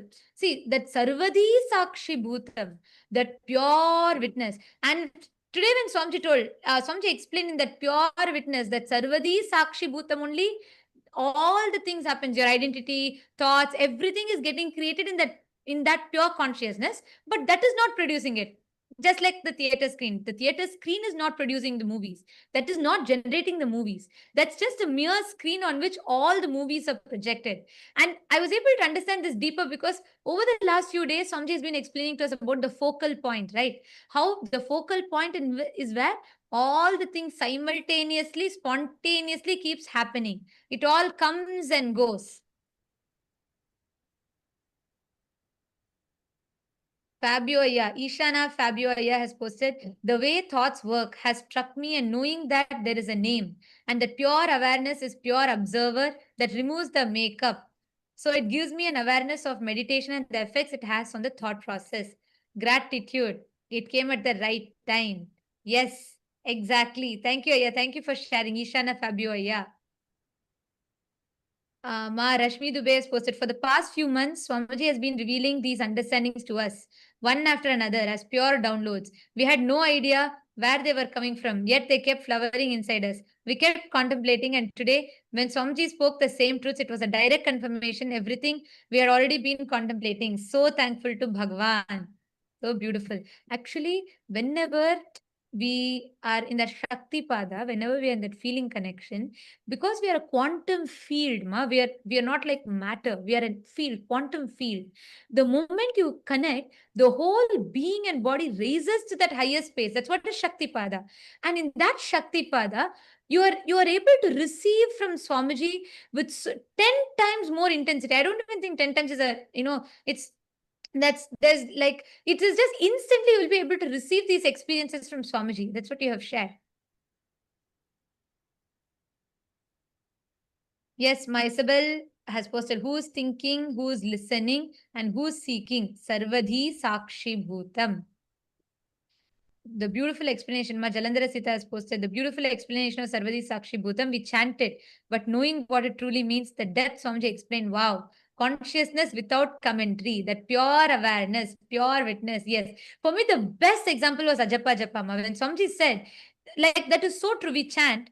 And when we are continuously chanting, like for example, whenever we manifest powers or whenever you do the Ajapa Japa of Mahavakya, we chant.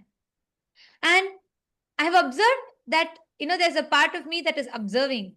But for the first time I cognize, that means there is another part of me that's observing my own observer. There is a part of us that's deep inside, pure Sakshi, witness, observing the observer. Yes. That is so beautiful.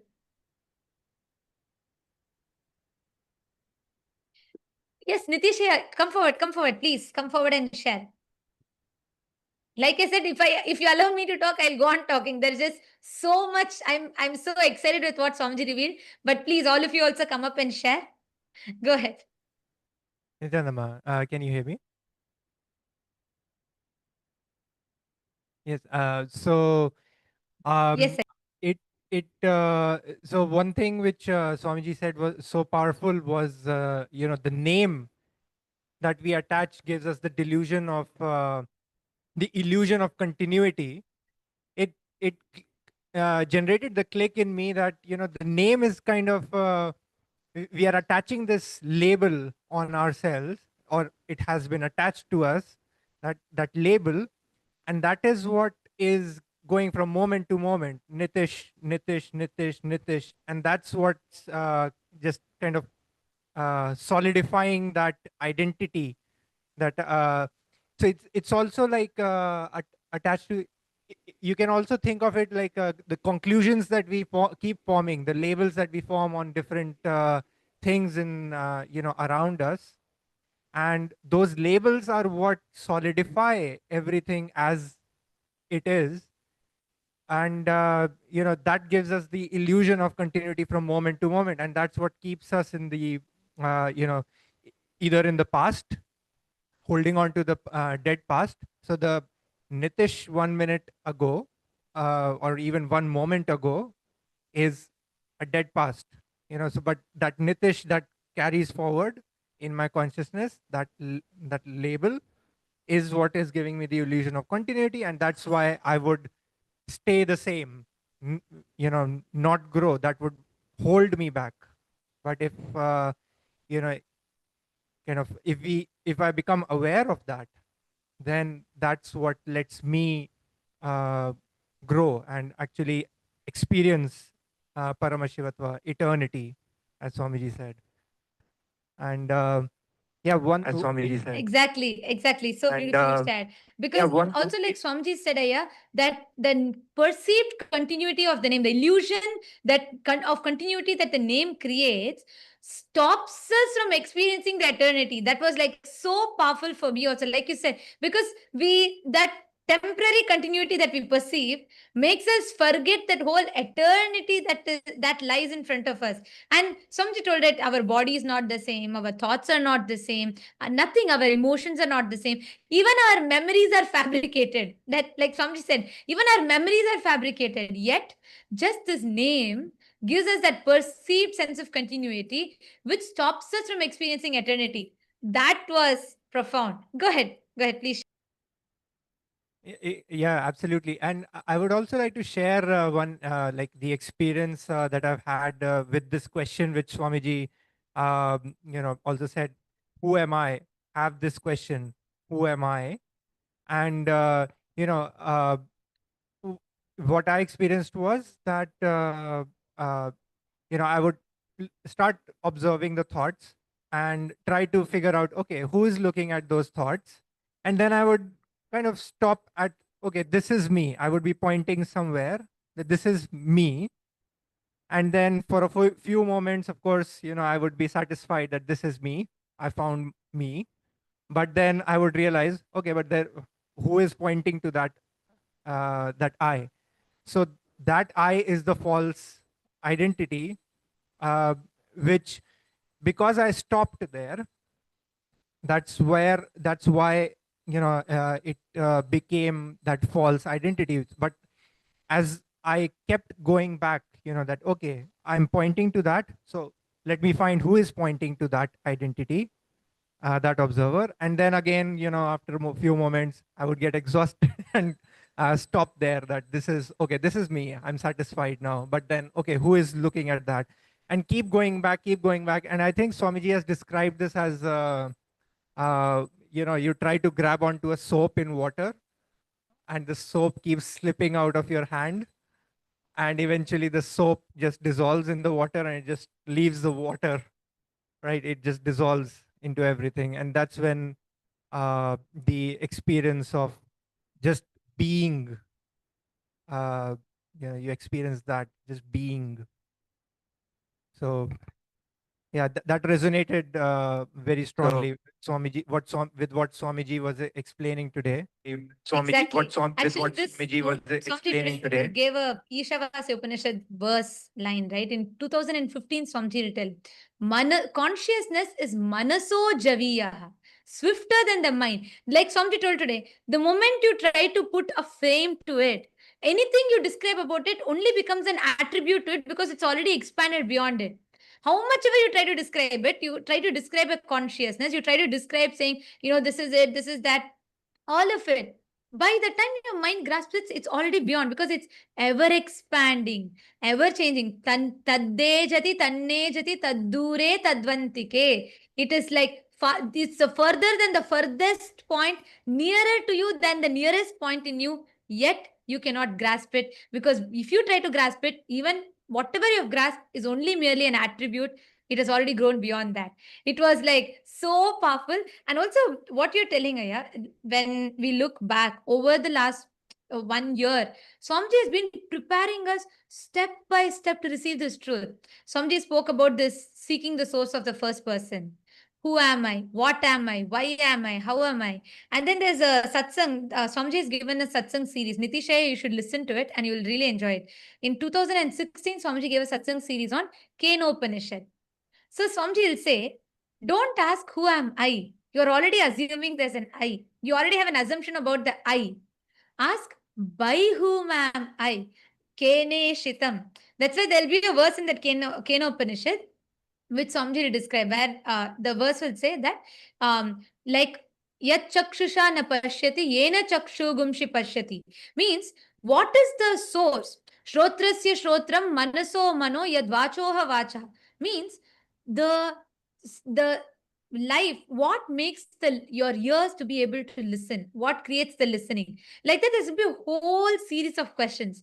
Swamiji so beautifully, step by step guide us into asking that question. And so beautifully, finally, Swamiji will reveal how we are that, Swamiji is talking about that focal point in that satsang. And it's a very, very powerful satsang series. You should watch it, because the thought current that you clicked with, you'll very, very deeper way, you will understand what Swamiji revealed today if you watch that satsangs. That's like a prelude to this. So you should watch it. You'll understand it a lot more deeper and you'll be able to connect with it. Yes, absolutely. Yeah, I'll definitely watch it. Yeah, and one thing more, which was very, you know, it raises goosebumps in me. Today, when Swamiji was when he started the initiation, he used the word. He said many lines, but there was one word: motionless, but faster than light. This paradoxical, this kind of a thing. It just gives you it takes you beyond logic, and trying it kind of connects you to uh, the expansiveness of this state that Swamiji is initiating us into, motionless but faster than light.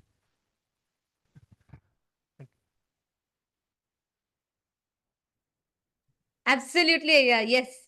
And every word of today's satsang, I mean, I really don't know. I'm struggling to put a gist to today's satsang. I don't know how to put it because every single word, the only thing I can do is I can sit and repeat the whole satsang. Even then, I will not do justice to it because what Swamiji has revealed is so powerful.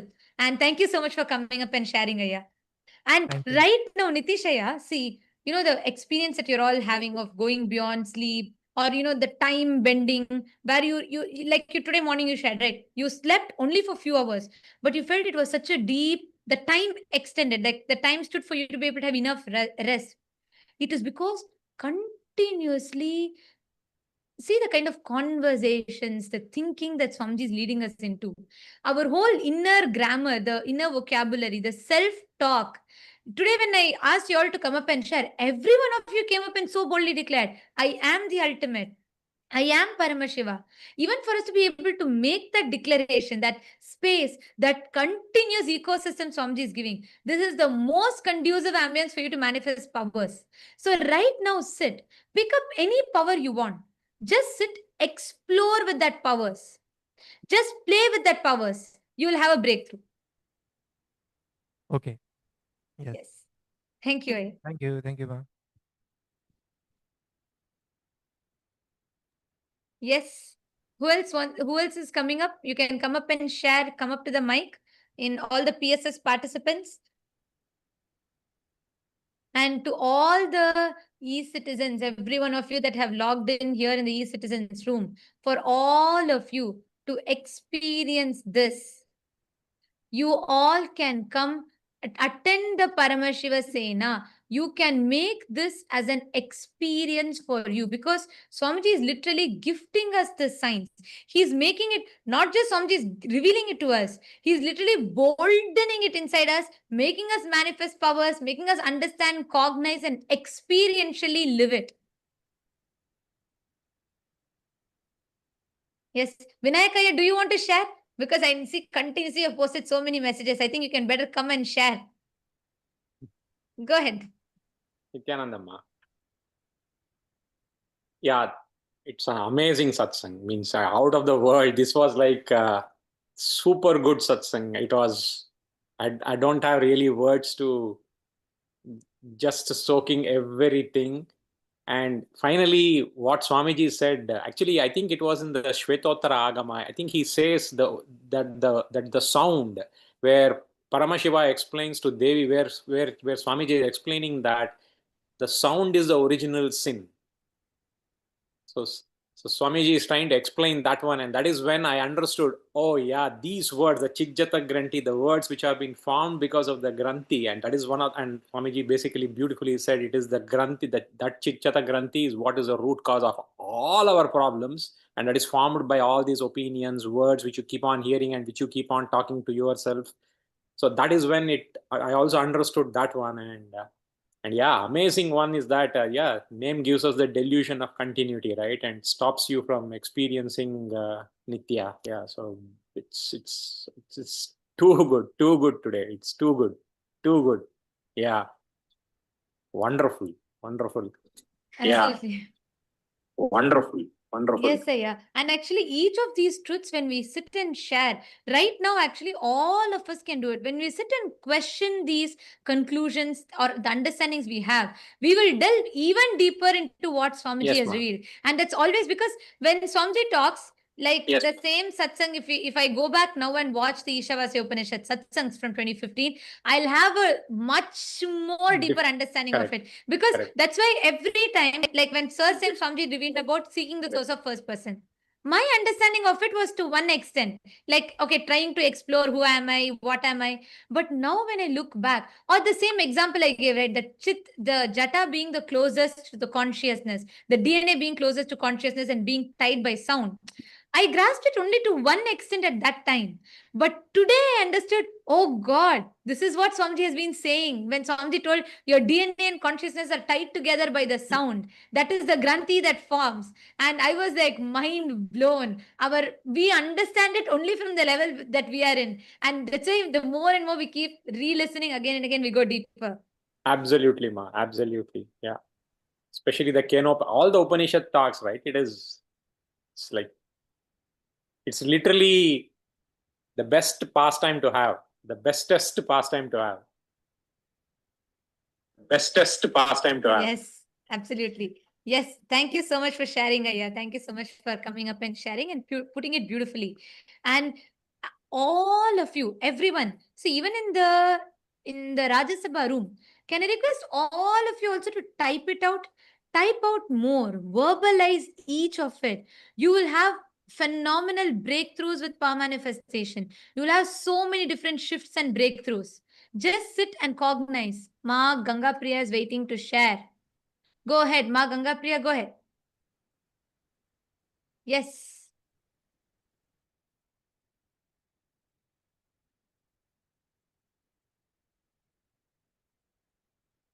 Consciousness Ma, no audio is coming through.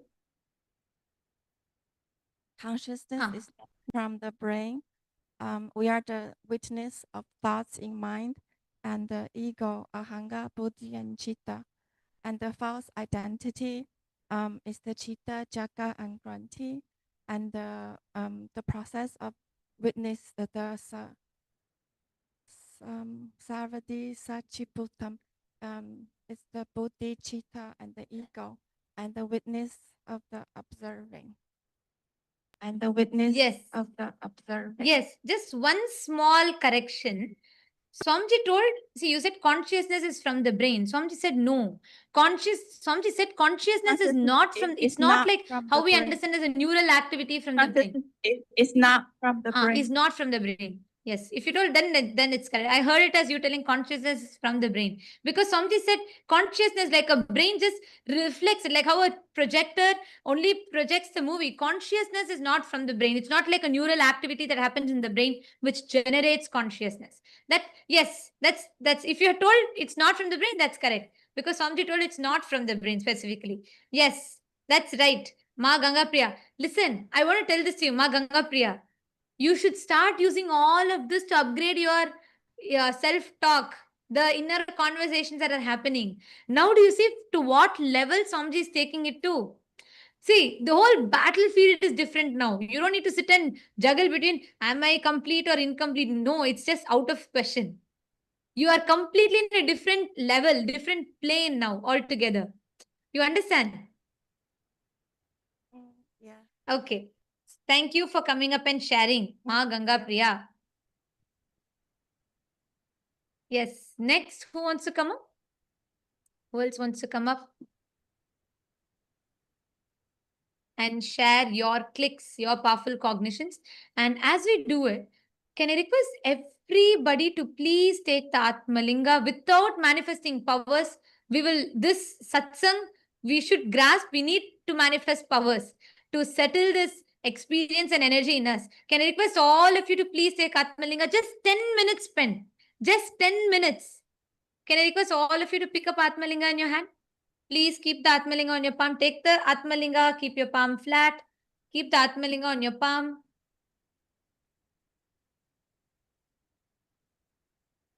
Yes. And just, you only need to do one thing. Just sit. Don't try to do you don't need to consciously intervene and try and do something. You're going to be just sitting and intensely remembering the words automatically the consciousness will just manifest and you'll have a breakthrough. Ma Pamila Singh, Nityanandam. Ma Pamila Singh. You also sit, hold the Atmalinga and manifest. Just 10 minutes. Bhupendra Ghodera Vaya. I'm not understanding your question. What is the IA? I'm not understanding. What you're saying, Aya? 3 IAs means? Are you asking about the 3 things that Swamiji revealed? The Chit, the Jata and Chit Chata Granthi. Is that what you're asking about, Aya? But you've put that last word you put, I'm not understanding. So please, if you could clarify the question, I'll be able to answer that.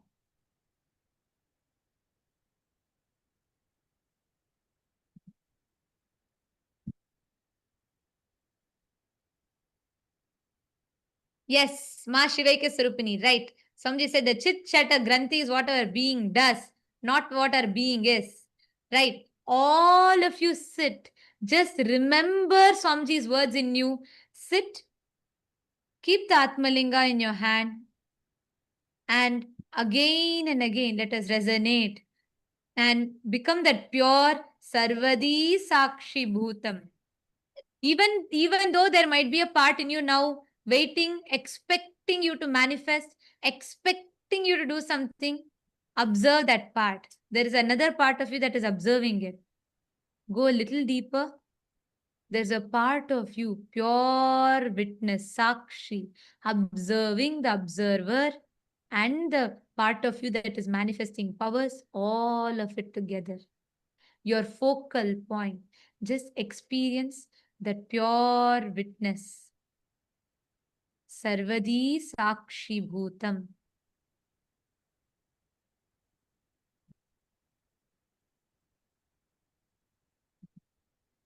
And as you're continuing to manifest, chant the Mahavas. Don't try to consciously do something. Don't try to do anything. Just relax into that space. Be a pure witness.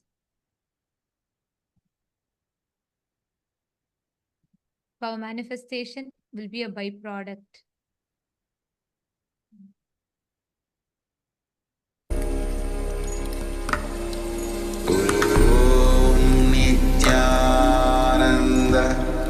Paramashivam, Paramashivam. Om Nityananda, Paramashivam, Paramashivam. Om Nityananda, Paramashivam. Paramashivam.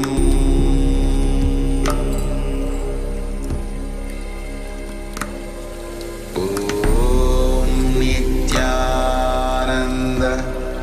Paramashivam.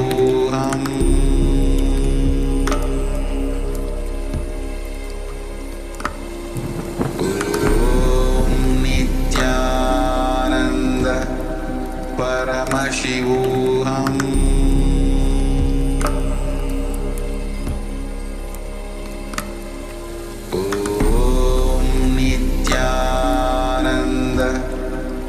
Paramashivam. Paramashivam. Om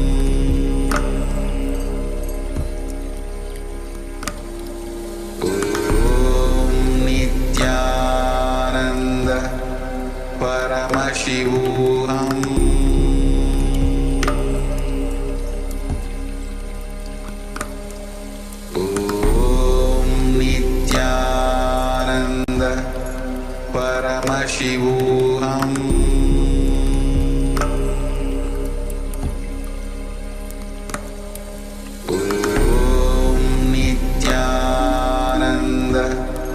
Paramashivam.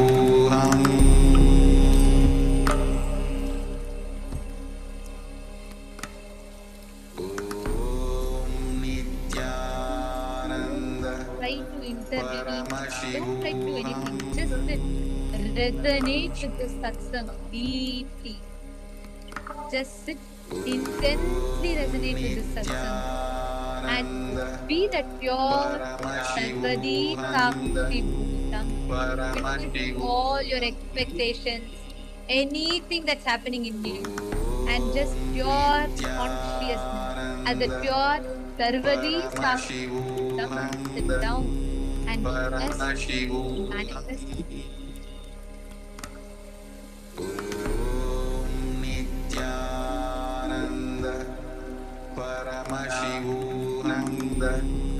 Paramashivam.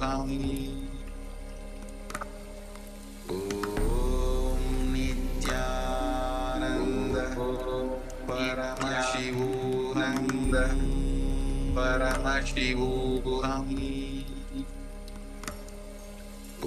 Om Nityananda Paramashivam. Paramashivam. Om Nityananda Paramashivam. Om Nityananda Paramashivam.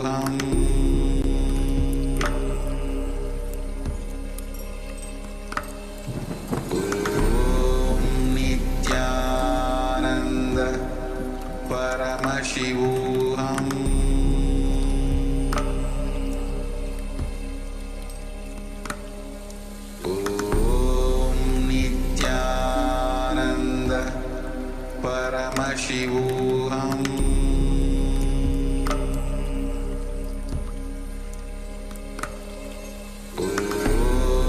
Nityananda Paramashivam.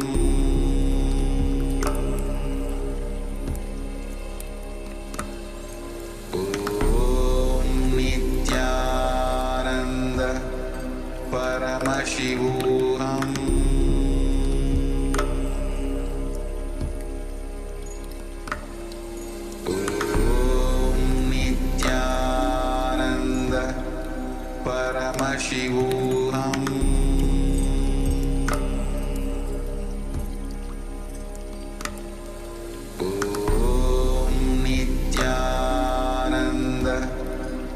Paramashivam.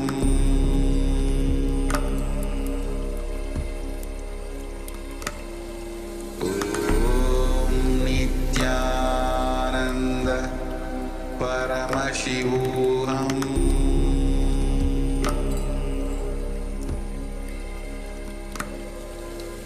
Om Nityananda Paramashivam.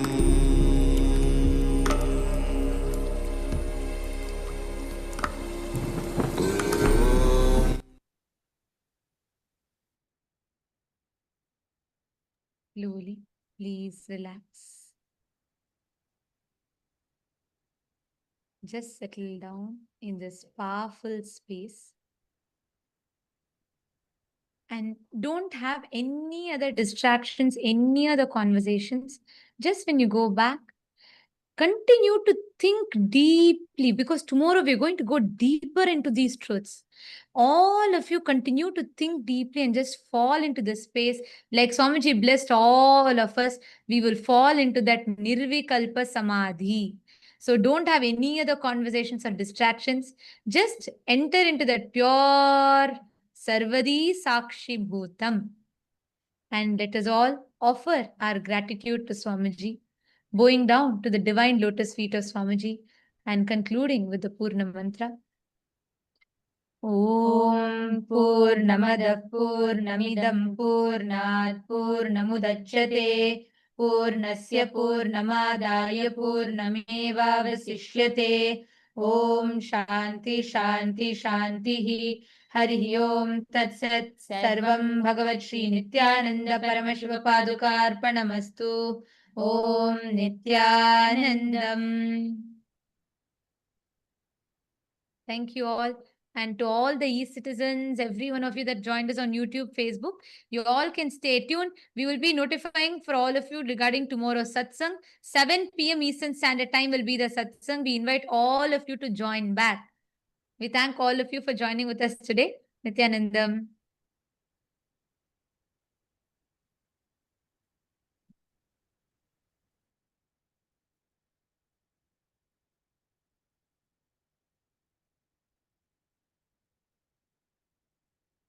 Established since 2002 in the United States of America, the United Ancient Nations is an intergovernmental organization, currently made up of 160+ members and indigenous nations.